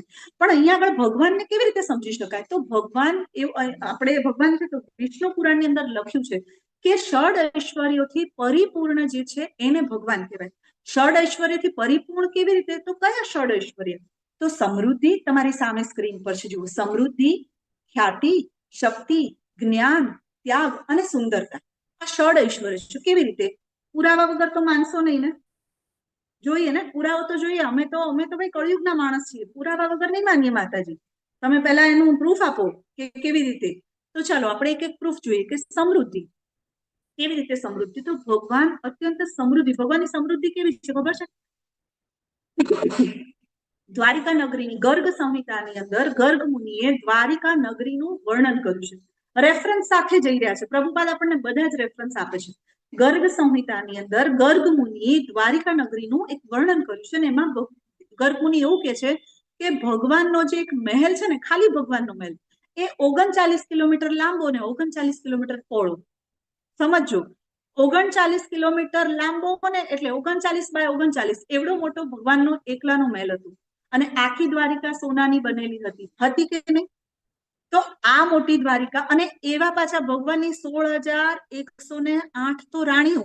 હવે પતિનો રૂમ મોટો હોય, પતિનો ઓફિસ વાળો ઘરમાં ઓફિસ બનાવી હોય એ રૂમ મોટો હોય, અને પત્નીને એના પોતાનો કબાટ નાનો રૂમ નાનો હોય, તો આઈ બને કે ના આઈ બને? આઈ બને. એટલે ભગવાને એવડા ને એવડા જ મહેલ એમની રાણીઓ માટે, એમના પુત્રો માટે, એમના પૌત્રો માટે આવા 9 લાખ મહેલ દ્વારિકામાં હતા. વિચાર કરો ભગવાનની સમૃદ્ધિ કેવી હશે, ભગવાનની સમૃદ્ધિ કેવી હશે. બ્રહ્મ સંહિતાની અંદર બ્રહ્માજી શું કહે છે ખબર છે? બ્રહ્મ સંહિતામાં બ્રહ્માજી કહે છે કે ચિંતામણી પ્રકર સદ્મ સુકલ્પ વૃક્ષ લક્ષાવૃતેષુ સુરભીરવિપાલયન્તમ લક્ષ્મી સહસ્ર સત સંભ્રમ સેવ્યમાનમ ગોવિંદમાદિ પુરુષમ તમહં ભજામી.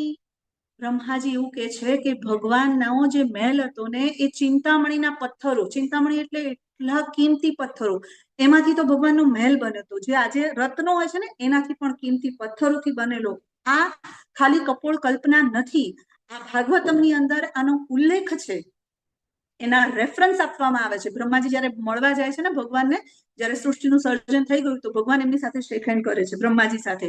આ કઈ પાશ્ચાત્ય દેશની સંસ્કૃતિ નથી હેન્ડશેક કરવાની, આપણા બ્રહ્માજી સાથે ભગવાને બહુ પહેલા કરી લીધો હતો શેક હેન્ડ, રાઈટ? તો એનો ઉલ્લેખ છે. હવે ભગવાનની ખ્યાતિ, ખ્યાતિ એટલે શું? કોઈ વ્યક્તિ બહુ દાન આપે છે, કોઈ વ્યક્તિ બહુ સારો છે, તો સમાજમાં એનું કીર્તિ હોય, નામના હોય. યસ, હે ને? અહીંયા આપણે ધારા માતાજી કહે છે કે નામના, રાઈટ? માતાજી, મેં તમારા લિપસિંગ પરથી જાણ્યું કે તમે નામના કહી રહ્યા છો, હરિ બોલ.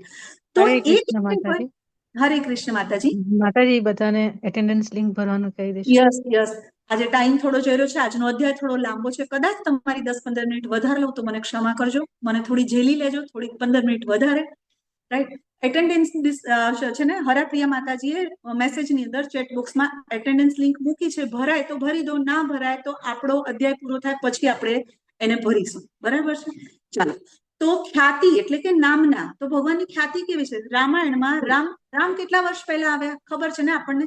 કાળની ગણના ચોથા અધ્યાયમાં ભણવાની છે. ત્રેતાયુગમાં આવ્યા રામ, લાખો વર્ષ થયા ને? એગ્રી ને? લાખો વર્ષ પહેલા. હા, તો 16 લાખ વર્ષથી પણ વધારે સમય, એટલે લાખો વર્ષો જતા રહ્યા છે, છતાં પણ આજે આપણે રામનું જયારે વાત કરીએ, રામ લીલાની વાત કરીએ, સીતાજીની વાત કરીએ, લવકુશની વાત કરીએ કે કૌશલ્યા માતાની વાત કરીએ, તો આપણી નજર સમક્ષ બધું આવે કે ના આવે? જાણે એવું લાગે ને કે હમણાં જ પ્રસંગ થયો છે. કૃષ્ણ લીલાની વાત કરીએ તો એવું લાગે ને કે હમણાં જ સમય થયો છે. અને કોઈ વ્યક્તિ મોટું ઘણું સારું કામ કરીને જતો રહ્યો હોય ભૌતિક જગતમાં, છતાંય 200 વર્ષ 500 વર્ષ પછી એને કોઈ યાદ કરે નહીં. પણ ભગવાન કૃષ્ણ આજે પણ લોકો રામચંદ્રજીને યાદ કરે છે, આજે પણ કૃષ્ણને લોકો યાદ કરે છે. આ ભગવાનની ખ્યાતિ છે. શક્તિ, તો શક્તિની વાત જયારે થાય તો શક્તિ શું છે? તો વિચાર કરો કે 7 વર્ષનું બાળક 7 દિવસ અને 7 રાત્રિ સુધી ગોવર્ધન પર્વતને પોતાના ડાબા હાથની ટચલી આંગળી પર ઉપાડીને ઉભા છે. આટલામાંથી કોઈ એવો વિરલો છે? નહીં ને? નહીં ને? તમારા ઘર બનતું હોય ને, સિમેન્ટની 2 કોથળી ઉપડાવો એટલે ખબર પડી જાય કે આપણે શું છીએ, છે ને? ખબર પડી જાય ને?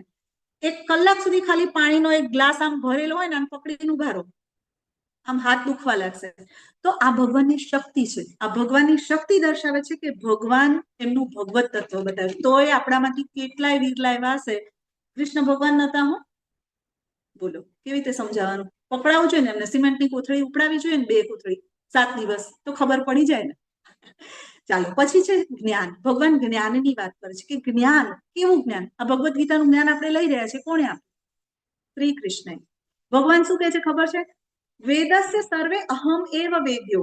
આગળના શ્લોકમાં 15.15 ભગવાન કહે છે, 15મા અધ્યાયના 15મા શ્લોકમાં, કે બધા જ વેદોનો સાર હું છું, બધા જ વેદો મારામાંથી આવે છે, તું મને જાણી લે, તારે બીજા કોઈ વેદ જાણવાની જરૂર નથી. તો ભગવાન જ્ઞાનથી સંપૂર્ણ છે. ત્યાગ, આ બધું હોય ને તોય એને છોડ દેવું. આપણી પાસે ખાલી 15 તોલા સોનું હોય ને તોય છૂટે નહીં, વહુને ના આપવું, મરી જાઉં પછી જ, અત્યારે ના આપવું, થાય ને? લાઈવ એક્ઝામ્પલ, હે ને? આ બધું હોવા છતાં રામચંદ્ર ભગવાનને બીજા દિવસે રાજગાદી પર બેસવાનું હતું, અને છતાં એ બીજા દિવસે પિતાની આજ્ઞાથી ભગવા વસ્ત્રો, ગેરવા વસ્ત્રો પહેરીને અને હસતા મોઢે પિતાના, માતાના અને પ્રજાના આશીર્વાદ લઈને વનમાં જતું રહેવું ને, એ છે ત્યાગ. આપણી ક્ષમતા નથી, આ ઐશ્વર્ય ભગવાન પાસે છે. ભગવાન શું કહે છે ખબર છે? સુંદરતા, આગળ સુંદરતા. રામચંદ્રજી જયારે વનવાસમાં સીતા માતા પાસે ગેરુવા વસ્ત્રોમાં જઈ રહ્યા હતા ને, ત્યારે લાખો ઋષિ મુનિઓ ત્યાં તપ કરી રહ્યા હતા. ત્યાંથી ભગવાન નીકળે છે અને બધા ઋષિ મુનિઓ એમને જોવે છે, અને બધાના મનમાં એવો ભાવ આવે છે કે જાનકી માતાની જગ્યાએ કાશ અમે એમના પત્ની હોત તો. ભૂલી ગયા અમે પુરુષ છીએ એવું ભૂલી ગયા ભગવાનને સૌંદર્યને જોઈને, એટલા મનમોહક હતા શ્રી રામચંદ્ર ભગવાન મારા. તો એમને જોઈને ભૂલી જાય છે, અને એ ભાવ માટે ભગવાન દ્વાપર યુગની અંદર 16,108 રાણી અને લાખો ગોપીઓ. આ કોણ છે? આ બધા જ એ ઋષિ મુનિઓ છે જેમણે હજારો વર્ષો તપસ્યા કરીને આવી કામના કરી કે અમને રામનો સંગ મળે, અને એટલા માટે દ્વાપર યુગમાં ભગવાન એમની ઈચ્છાને પૂર્ણ કરે છે, રાઈટ? તો આ છે સુંદરતા.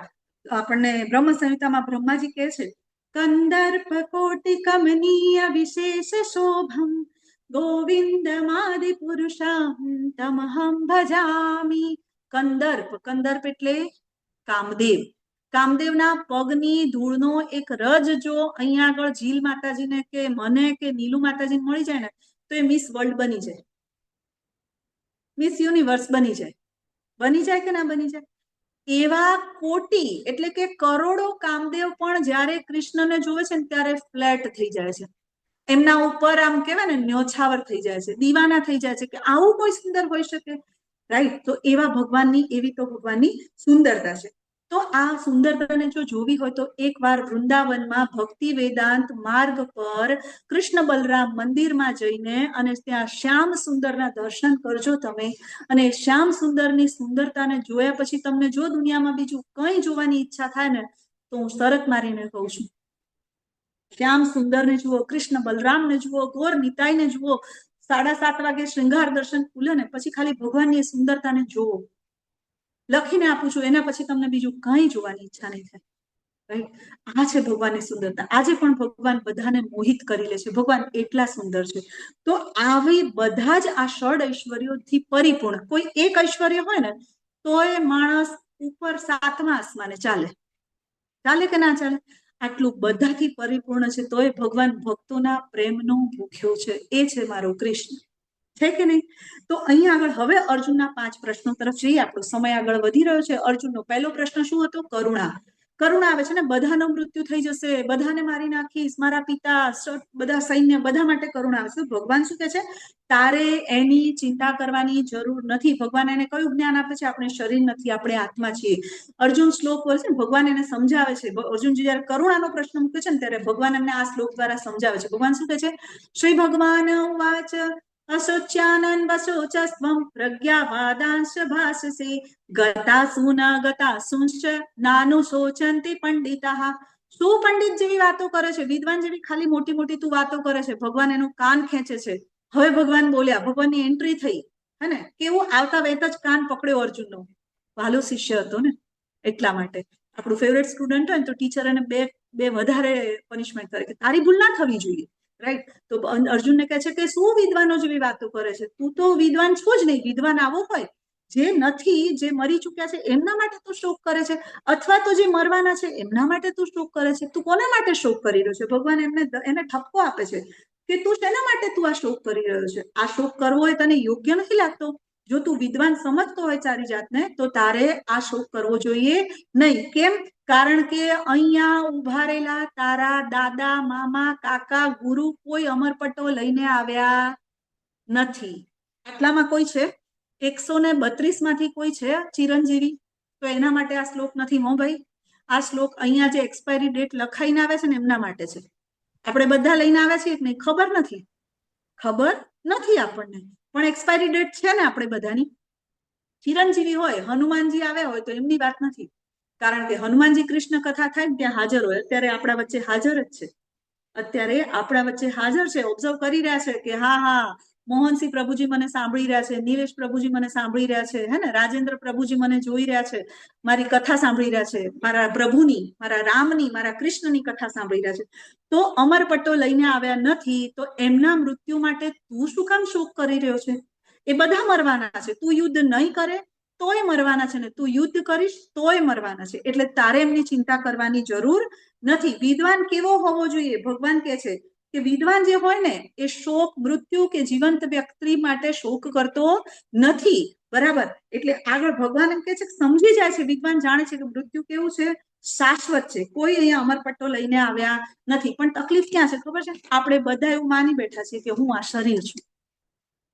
આપણે બધા એવું માની ચુક્યા છે કે હું આ શરીર છું. ભગવાન એવું કહે છે કે આ બધા શરીર નથી, આ બધા આત્મા છે. જો મરી જશે ને તોય અહીંયાથી બીજા જન્મ લેશે, બીજું શરીર પ્રાપ્ત થશે અને ફરીથી આત્મા અમર છે, આત્મા મરતો નથી. ભગવાન એમને આ સમજાવે છે અર્જુનજીને, બરાબર? એટલે તકલીફ ક્યાં છે? માથાકૂટ ક્યાં છે? જડો જથા ક્યાં છે? ખબર છે? હું અને મારું. આ શરીર છે એટલે શરીર સાથે જોડાયેલું ઘર મારું, શરીર સાથે જોડાયેલો સંબંધ મારું, શરીર સાથે જોડાયેલી સંપત્તિ મારી. હવે માની લો કે આ પેન છે તો હું એમ કહીશ કે હું પેન છું. હું શું કહીશ? મારી પેન છે. આ હાથ છે, હું એમ કહીશ કે હું આ હાથ છું. હું શું કહીશ? આ મારો હાથ છે. તો હું અને મારું આ બંને અલગ છે. શરીર અને આત્મા બંને અલગ છે. બંનેમાં કોઈ ફરક નથી એવું નથી. ઘણા લોકો કહે છે ને કોઈ ફરક નથી. નહીં, શરીર અલગ છે, આત્મા અલગ છે. એટલે હું અને અહીંયાથી આત્મજ્ઞાનની શરૂઆત થાય છે. ભગવાન શું કહે છે? ભગવાન આગળના શ્લોકમાં કહે છે કે એવું ક્યારે નતું કે જ્યારે હું ના હોઉં, તું ના હોય, આ બધા રાજાઓ ના હોય. આ બધા ભવિષ્યમાં પણ હશે ને પહેલા પણ હતા. એટલે કે એવું ક્યારે નથી બનતું. મતલબ શરીર બદલાય છે, આત્મા બદલાતો નથી. હું પણ પહેલા હતો, તું પણ હતો અને રાજાઓ પણ હતા. પણ તમે બધા ભૂલી ગયા છો કારણ કે તમે બધા જીવ છો અને હું ભગવાન છું એટલે મને યાદ છે. બરાબર? એટલે ભગવાન હંમેશા રહે છે એનો અહીંયા ભગવાન પુરાવો આપે છે. ખાલી દ્વાપર યુગમાં જ કૃષ્ણ હતા એવું નહીં કે જન્માષ્ટમી આપણે ઉજવીએ એટલે જ ભગવાન જન્મ્યા હતા એવું છે નહીં. બરાબર? વક્ત આને પર ये राज भी खुलेगा કે ભગવાન પહેલા પણ હતા, હજી પણ છે ને હજી પણ રહેશે. આગળના અધ્યાયમાં આપણે જોવાના છીએ. હવે અર્જુન પહેલા તો પૂછે છે કે આ શરીર નથી હું અને આત્મા છું તો શું એ કેવી રીતે માની લો? એમ ભગવાન એને સમજાવે છે કે તું કેવી રીતે આપણે ધૈર્યપૂર્વક આગળ વધીએ ને એમ આપણને સમજાશે. તો ભગવાન શું કહે છે ખબર છે? દેહિનો અસ્મિન્યથા દેહે કૌમારમ યૌવનમ જરા તથા દેહાંતર પ્રાપ્તિ ધીરસ્તત્ર ન મોહ્યતિ. મતલબ કે જેમ નાનપણમાંથી બાળક મોટું થાય છે, મોટું થઈને પછી વૃદ્ધ થાય છે, વૃદ્ધ થઈને મૃત્યુ પામે છે, એવી જ રીતે મૃત્યુ પામ્યા પછી નવું શરીર ધારણ કરે છે. આ સ્વીકારવાની વસ્તુ છે, પરંતુ આપણે એને સ્વીકારતા નથી. વિદ્વાન લોકો આવા પરિવર્તનથી મૂંઝાતા નથી. આપણે તો ગાલ પર થોડા રિંકલ્સ આવે ને એટલે ચાલુ થઈ જાય, ઓ માં રિંકલ્સ આવી ગયા, હે ને? પણ આ એક ચાલવાની છે આ સિસ્ટમ. જેવી રીતે શરીર પોતાનું આજે અહીંયા પૂછે કે મોહનસિંહ પ્રભુજીને એમના નાનપણનો ફોટો બતાવીએ, સરસ મજાના ગુલાબી ગાલ હોય, મોઢામાં સરસ દાંત હોય, વાંકડિયા વાળ હોય, હે ને? આજે અહીંયા અશ્વિની માતાજી છે, એમને એમના નાનપણનો ફોટો બતાવીએ તો પૂછશે માતાજી શું કહેશે? આ મારો ફોટો છે, આ હું છું. આપણને આપણા લગ્ન સમયનો આલ્બમ બતાવવામાં આવે તો આપણે શું કહીએ? આ હું છું. નસીબદારની વાત નથી, જેના લગ્ન થઈ ગયા છે ને એમની વાત છે. હા, તો હું છું એમ કહીએ ને આપણે. અને અત્યારે આપણા એ લુકમાં ને 7 વર્ષે આપણું આખું શરીર બદલાઈ જાય છે, બધા સેલ બદલાઈ જાય છે. રાઈટ? તો શરીર એનું એ રહેતું નથી. એવી જ રીતે આત્મા પણ એક શરીર છોડીને બીજા શરીરને ધારણ કરે છે. એટલે ભગવાન સમજાવે છે અર્જુનને કે આવા પરિવર્તનોથી તારે મૂંઝાવવું જોઈએ નહીં. તો અર્જુનજી પૂછે છે કે જો હું આત્મા છું તો શું આત્માનો નાશ થાય? પૂછે છે કે શું આત્માનો નાશ થાય? તો ભગવાન કે છે નૈદન છિંદંતી શસ્ત્રાણી નૈનમ દહતી પાવક. આપણે બધા શ્લોક બોલીએ છીએ કે આત્મા મરતો નથી, આત્મા કપાતો નથી, આત્માને બાળી નથી શકાતો, તે ભીનો પણ થતો નથી ને સુકાતો પણ નથી. આ બધું આપણે બોલીએ છીએ, માનતા નથી. તો ભગવાન એને ઉદાહરણ આપે છે, evidence of existence of soul. આત્માનું પ્રમાણ આપે છે કે હા આત્મા છે, પરંતુ એ કેવો છે? અવિનાશી. એ ક્યારેય મરતો નથી. ભગવાન આ ફિલોસોફી આપીને આગળ જયારે ભગવાન આ બધું કહે છે ને, જો સાંભળો એક વસ્તુ, આને શું કહેવાય છે? ટ્રાન્સમાઇગ્રેશન ઓફ ધ સોલ. એક શરીરમાંથી આત્મા બીજા શરીરમાં જાય છે. આ એક નિત્ય પ્રક્રિયા છે. આ ચાલ્યા જ કરે છે આ પ્રક્રિયા. એટલે આપણે પેલા ભજનો ગાઈએ છીએ ને, તારે રહેવું ભાડાના મકાનમાં, ગાઈએ છીએ. આપણે જાણતા નથી, આપણે સમજતા નથી. કોઈને આ શરીર મળ્યું છે 40 વર્ષ માટે, કોઈને મળ્યું છે 60 વર્ષ માટે, કોઈને મળ્યું છે 80 માટે, કોઈને સ્ત્રી મળ્યું છે, કોઈને પુરુષનું મળ્યું છે. બધાને જુદા જુદા મકાન મળ્યા છે. કાલે આ મકાન છોડીને બીજા મકાનમાં જતું રહેવાનું છે. આને બહુ શણગારવામાં ટાઈમ બગાડવાનો નથી. કર્મ અને મૃત્યુ જે છે ને, આપણે જેવા આપણા કર્મ હશે ને આપણે મૃત્યુ સમયની જેવી ઈચ્છા હશે એવું આપણને બીજું શરીર પ્રાપ્ત થાય છે. આગળના અધ્યાયમાં આપણે શીખવાનું છે. હવે આપણે ધારો કે આ વસ્તુને આગળ ભણી લીધું તો ભગવાન શું કે છે કે તારે આ તારું જે શરીર છે ને એક કોસ્ચ્યુમ છે જે બદલાતો રહેશે અને એનો તારે શોક કરવો જોઈએ નહીં. આ બધું કરુણાનો ભગવાન જવાબ આપી રહ્યા છે. બરાબર? તો આત્માનો ક્યારે? એના માટે ભગવાન એક સ્ટોરી આપે છે ચિત્રકેતુ મહારાજની. ચિત્રકેતુ મહારાજને સંતાન ન હતું એટલે એમના જે ગુરુ હતા ને, એમના ગુરુના તપના બળે એમને સંતાનની પ્રાપ્તિ થાય છે. સંતાનની પ્રાપ્તિ થાય છે. એમના નસીબમાં સંતાન હોતું નથી, પણ ગુરુ પોતાના શિષ્ય પર કૃપા કરીને સંતાન પ્રાપ્તિ આપે છે. સંતાન પ્રાપ્ત થયા પછી એમની ઘણી બધી રાણીઓ હતી. તો જે રાણીના કુખે પુત્રની પ્રાપ્તિ થઈને એ રાણી માનીતી થઈ ગઈ. એટલે બીજી રાણીઓને દ્વેષ આવ્યો, અને એ દ્વેષ આવ્યો ને એટલે એ રાણીઓએ ભેગા થઈને ચિત્રકેતુ મહારાજના આ પુત્રને ઝેર આપીને મારી નાખ્યો. ચિત્રકેતુ ખૂબ જ દુઃખી થઈ જાય છે. અંગિરા મુનિના આશીર્વાદથી પુત્રના જન્મની પ્રાપ્તિ થઈ હતી. ફરીથી નારદ મુનિ સાથે અંગિરા ઋષિ એમના રાજ્યમાં આવે છે, અને રાજા ખૂબ દુઃખી હોય છે અને કહે છે કે મારા પુત્રનું મૃત્યુ થઈ ગયું છે, મેં તો એની સાથે વાત જ નથી કરી. ભગવાન એકવાર એને પાછો બોલાવો, મારે એની સાથે વાત કરવી છે. આ ભાગવતમમાં એક આખો, જો આ સ્ટોરી ઉપર તો આખા 2 કે 3 લેક્ચર લઈ શકાય, પણ અત્યારે આપણે ઓવરવ્યુ લઈ રહ્યા છીએ ને, એટલે આપણે મોટું તો નાના બાળકના આત્માને ભગવાન નારદ મુનિ સિદ્ધ હોય છે, એટલે એને થોડી વાર માટે પાછો બોલાવે છે અને કહે છે કે તારા પિતાને તારી સાથે વાત કરવી છે. તો એ નાનું બાળક ઘોડિયામાં ઊભું થઈને કહે છે કે કયા પિતાને?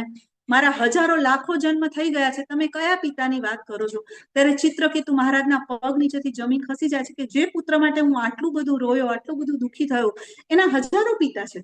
મતલબ એ બાળક એમને જ્ઞાન આપે છે, આત્મજ્ઞાન આપે છે કે આપણે શરીર નથી, આત્મા છીએ, અને શરીર બદલાયા કરે છે, એટલે શરીર સાથેના સંબંધો પણ બદલાતા રહે છે. એટલા માટે જ આપણે શ્રાદ્ધ, પિંડદાન, તર્પણ આ બધું આપણે કેમ કરીએ છીએ ખબર છે? એટલા માટે જ કરીએ છીએ કે આપણને ખબર છે કે મૃત્યુ પછી બધું બંધ થઈ જતું નથી, મૃત્યુ પછી પણ જીવન છે. એટલા માટે જ આપણે શ્રાદ્ધ ક્રિયા, તર્પણ ક્રિયા, અંતિમ ક્રિયા, 12મું 13મું આ બધું આપણે એટલા માટે કરીએ છીએ. પદ્મ પુરાણની અંદર શિવજી અને કાર્તિકેય વચ્ચેનો સંવાદ છે, જેમાં એવું કહેવામાં આવ્યું છે બંને જણ વચ્ચે કે આત્મહત્યા કરનાર વ્યક્તિ ઘોર તમોગુણ યાતનાઓ ભોગવે છે, ઘોર નરકમાં જાય છે. એટલા માટે આપણા સનાતન ધર્મમાં આત્મહત્યાને મોટું પાપ કહેવામાં આવ્યું છે. જે વસ્તુ આપણે જોઈ નથી, આપણે માનતા નથી, રાઈટ? હવા નથી દેખાતી, તો શું હવા નથી? છે. આપણે જોયું નથી એટલે વસ્તુ નથી એવું હોતું નથી. એમ આ વસ્તુ પણ જ્યારે આપણે ઘોર નરકની યાતના અને આજે શાસ્ત્રોમાં ઉલ્લેખ છે એવી બધી જ વસ્તુઓ છે. પહેલા પણ લોકો કહેતા કે વિમાન જેવી કોઈ વસ્તુ ના હોય. જ્યારે આપણે રામાયણમાં કહીએ કે ભગવાન લંકાથી અયોધ્યા પુષ્પક વિમાનમાં આવ્યા હતા, તો લોકો એને મિથ ગણે. અત્યારે શું રાઈટ બંધુઓ, રાઈટ બ્રધર્સે વિમાન શોધ્યા એટલે જ વિમાન આવ્યા? આપણા રામ ભગવાન ત્યારે પુષ્પક વિમાન લઈને આવ્યા, તો જોયું નથી એ વસ્તુ હોતી નથી, એવું નથી. તો ભગવાન અહીંયા આત્મજ્ઞાન આપીને કહે છે કે આપણે શરીર નથી, આત્મા છીએ. આ રીતે ભગવાન જયારે અર્જુનજીને જ્ઞાન આપે છે, એટલે અર્જુનજીનો બીજો પ્રશ્ન આવે છે. કયો પ્રશ્ન હતો? કોઈ આનંદ નથી. તો ભગવાન એમને આગળનો શ્લોક આપીને કહે છે કે કેમ તને કોઈ આનંદ નથી? ભગવાન કહે છે કે જો તું યુદ્ધમાં લડતા લડતા જીતી જઈશ ને, તો તું પૃથ્વીનો સમ્રાટ બનીશ, ચક્રવર્તી સમ્રાટ બની જઈશ. અને જો તારું મૃત્યુ થશે ને, વીરગતિ પામીશ ને, તો સ્વર્ગનો અધિકારી બનીશ. કેમ? કારણ કે ધર્મક્ષેત્ર હતું, ત્યાં જેનું મૃત્યુ થશે એ સ્વર્ગનો અધિકારી થશે. તો ભગવાન એને કહે છે કે તારા તો 2 હાથમાં લાડુ છે, કેમ આનંદ નથી તને? હે, તને કેમ આનંદ થતું નથી? તું તો જો તું નાસી જઈશ, તું યુદ્ધ નહીં કરે, તો તારા સામેના પક્ષે જે લોકો છે ને તને ધિક્કારશે કે તું તો ડરપોક હતો. કોઈ એમ નહીં કે દયાના ભાવથી તે યુદ્ધ નથી કર્યું, એટલા માટે તારે યુદ્ધ કરવું જોઈએ. તો અર્જુનજીનો ત્રીજો પ્રશ્ન આવે છે. અર્જુનજીનો ત્રીજો પ્રશ્ન લઈને આવે છે. શું પ્રશ્ન લઈને આવે છે અર્જુનજી? બીજા પ્રશ્નમાં તો કહી દીધું ને કે આનંદ નથી. તો ભગવાન એને કહે છે કે તારે આનંદ નથી, એ વસ્તુ તારે સ્વીકારવાની જરૂર નથી. તારા હાથમાં, બંને હાથમાં લાડુ છે, જીતીશ તોય અને તારું મૃત્યુ થશે તોય. તો ભગવાન હવે આ સમજાવ્યા પછી અર્જુનજી એમનો ત્રીજો પ્રશ્ન લઈને આવે છે કે મને પાપ નહીં લાગે હું મારા સગાવાલા ને દાદા ને ગુરુને માનીશ તો ભગવાન શું કહે છે ખબર છે? તારા કર્તવ્યની તું ઉપેક્ષા કરીશ ને, નિયત કર્તવ્ય નહીં કરે તો તને પાપ લાગશે, તો અપકીર્તિ થશે તારી, તું થઈ જઈશ અર્જુન. જ્યારે ભગવાન એમને હનુમાનજીનું ઉદાહરણ આપીને કહે છે કે ભગવાનની પ્રસન્નતા માટે કોઈ પણ કાર્ય કરવામાં આવે તો એમાં પાપનો ભય હોતો નથી. ભગવાન તમારા પાપોને દૂર કરી દે છે. અંતે કહે છે ને ભગવાન છેલ્લા શ્લોકમાં શું કહે છે? 18.66માં સર્વ ધર્માન પરિત્યજ્ય મામેકમ શરણમ વ્રજ. બધા ધર્મો છોડીને મારા શરણમાં આવી જા, તારા બધા પાપોને હું ધોઈ નાખીશ અથવા તો નાશ કરીશ. તો ભગવાન એને કહે છે કે તું ચિંતા ના કર, તારે આ ચિંતા કરવાની જરૂર નથી, તને કોઈ પાપ લાગવાનું નથી. બરાબર? કારણ કે આગળ જતા જો હજારો સ્ત્રીઓ, જેમ દ્રૌપદીનું ચીરહરણ થયું હતું ને, એમ દુર્યોધન જો રાજા બનશે તો હજારો સ્ત્રીઓના બળાત્કાર થશે, અને એ બળાત્કાર થશે તો એનો અધિકારી કોણ બનીશ? તું. તારે એનાથી ડરવાની જરૂર છે, એનું પાપ તને લાગશે. તો ભગવાન આગળ એમ કે છે, ભગવાન આગળનો શ્લોક આપે છે અને શું કે છે કે હું જ્યારે તું મારા માટે નાની અમથી પણ સેવા કરતો હોઈશ ને, તો તારા પાપોને હું નાશ કરીશ. કેમ કે ધર્મ શું છે? ધર્મ તું સાક્ષાત ભગવત પ્રણીતમ. હું જે કહું છું એ જ ધર્મ છે. તો તારે આવું કંઈ પણ વિચારવાની જરૂર નથી. એટલે તું તારા રસ્તા પર આગળ વધ. એટલે ભગવાન આગળનો શ્લોક આપે છે, કર્મણ્યેવાધિકારસ્તે મા ફલેષુ કદાચન મા કર્મ ફલ હેતુ. એટલે ભગવાન શું કહે છે? તારે તારું કર્મ કરવું પડશે. નિયત કર્તવ્ય તારે કરવાનું છે. ધર્મની રક્ષા માટે તારે કર્મ કરવાનું છે. કારણ કે અને કરવાનું શું છે? કર્મના ફળ પ્રત્યે તારે અનાસક્ત થવાનું છે. કર્મનું ફળ કોને અર્પણ કરવાનું છે? ભગવાનને. આવતીકાલના અધ્યાયમાં આપણે શીખીશું કે કર્મ કેવું કરવું જોઈએ, કર્મનું બંધન કેવી રીતે ના લાગે. તો ભગવાન આગળ કહે છે કે એના માટે તારે શું કરવું પડશે ખબર છે? આગળનો પ્રશ્ન લઈને જ્યારે ભગવાન એને કહે છે કે તું 3 ગુણોથી ઉપર થઈ જા. બરાબર. ચોથો પ્રશ્ન જ્યારે લઈને છે પરંપરાનો નાશ. તો કે છે કે પરંપરાની ચિંતા તું ના કરીશ અર્જુન, તારે પરંપરાની ચિંતા કરવાની જરૂર નથી. તું 3 ગુણોથી ઉપર થઈને શુદ્ધ સત્વ ગુણમાં આવી જા. અને તારે શું કરવાનું છે? જ્યારે યુધિષ્ઠિર રાજગાદી પર બેસશે ત્યારે રામ રાજ્ય હશે, કારણ કે ધર્મરાજ છે.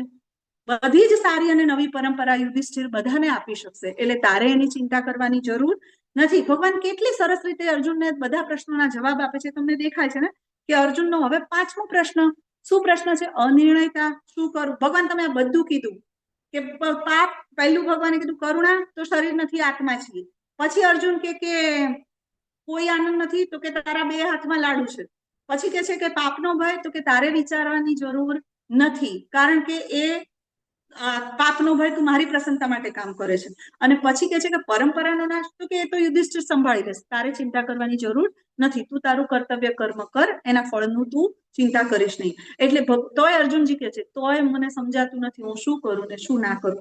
ત્યારે 5મા પ્રશ્નમાં ભગવાન કહે છે કે તારી વ્યવસાયાત્મિકા બુદ્ધિ, બુદ્ધિનો વ્યવસાય, વ્યવસાય એટલે બિઝનેસ, કામ. આપણે કહીએ છીએ ને ખાલી દિમાગ શૈતાન કા ઘર, કહીએ છીએ ને. બુદ્ધિનો ઓરિજિનલ વ્યવસાય છે ભગવાનની ભક્તિ કરવાનો. તારી બુદ્ધિને એના ઓરિજિનલ વ્યવસાયમાં લગાડી દે. ભગવદ્ ગીતાના લેક્ચર અટેન્ડ કરવા બેસી જા, ભગવતીના ક્લાસમાં જોડાઈ જા, ભગવદ્ ગીતા વાંચ, ભગવદ્ ગીતાના જ્ઞાનને સમજવાનો પ્રયત્ન કર, તો તારી બુદ્ધિને જરાય સંશય રહેશે નહીં. ભગવદ્ ગીતાના જ્ઞાનને સાંભળનાર, સમજનાર વ્યક્તિને ક્યારેય એ પ્રશ્ન થતો નથી કે હું શું કરું ને શું ના કરું. એનું લક્ષ્ય ક્લિયર હોય છે કે મારે શું કરવાનું છે અને શું મેળવવાનું છે. માટે ભગવાન આ 5 જવાબ આપ્યા પછી અર્જુનને કહે છે કે બધા જ પ્રશ્નોના જવાબ આપીને શું કહે છે? આ આત્મજ્ઞાન છે. આ આત્મજ્ઞાન છે. અને આત્મજ્ઞાની વ્યક્તિ આ જ્ઞાનને આત્મસાત કરે છે. તો અર્જુનને પ્રશ્ન થાય છે.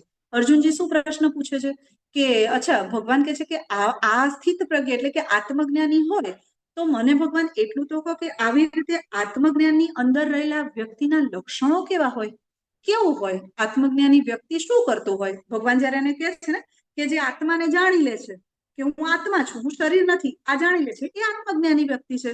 તો આત્મજ્ઞાની વ્યક્તિ કેવો દેખાય, એ કેવો હોય? અર્જુનજી પ્રશ્ન પૂછે છે.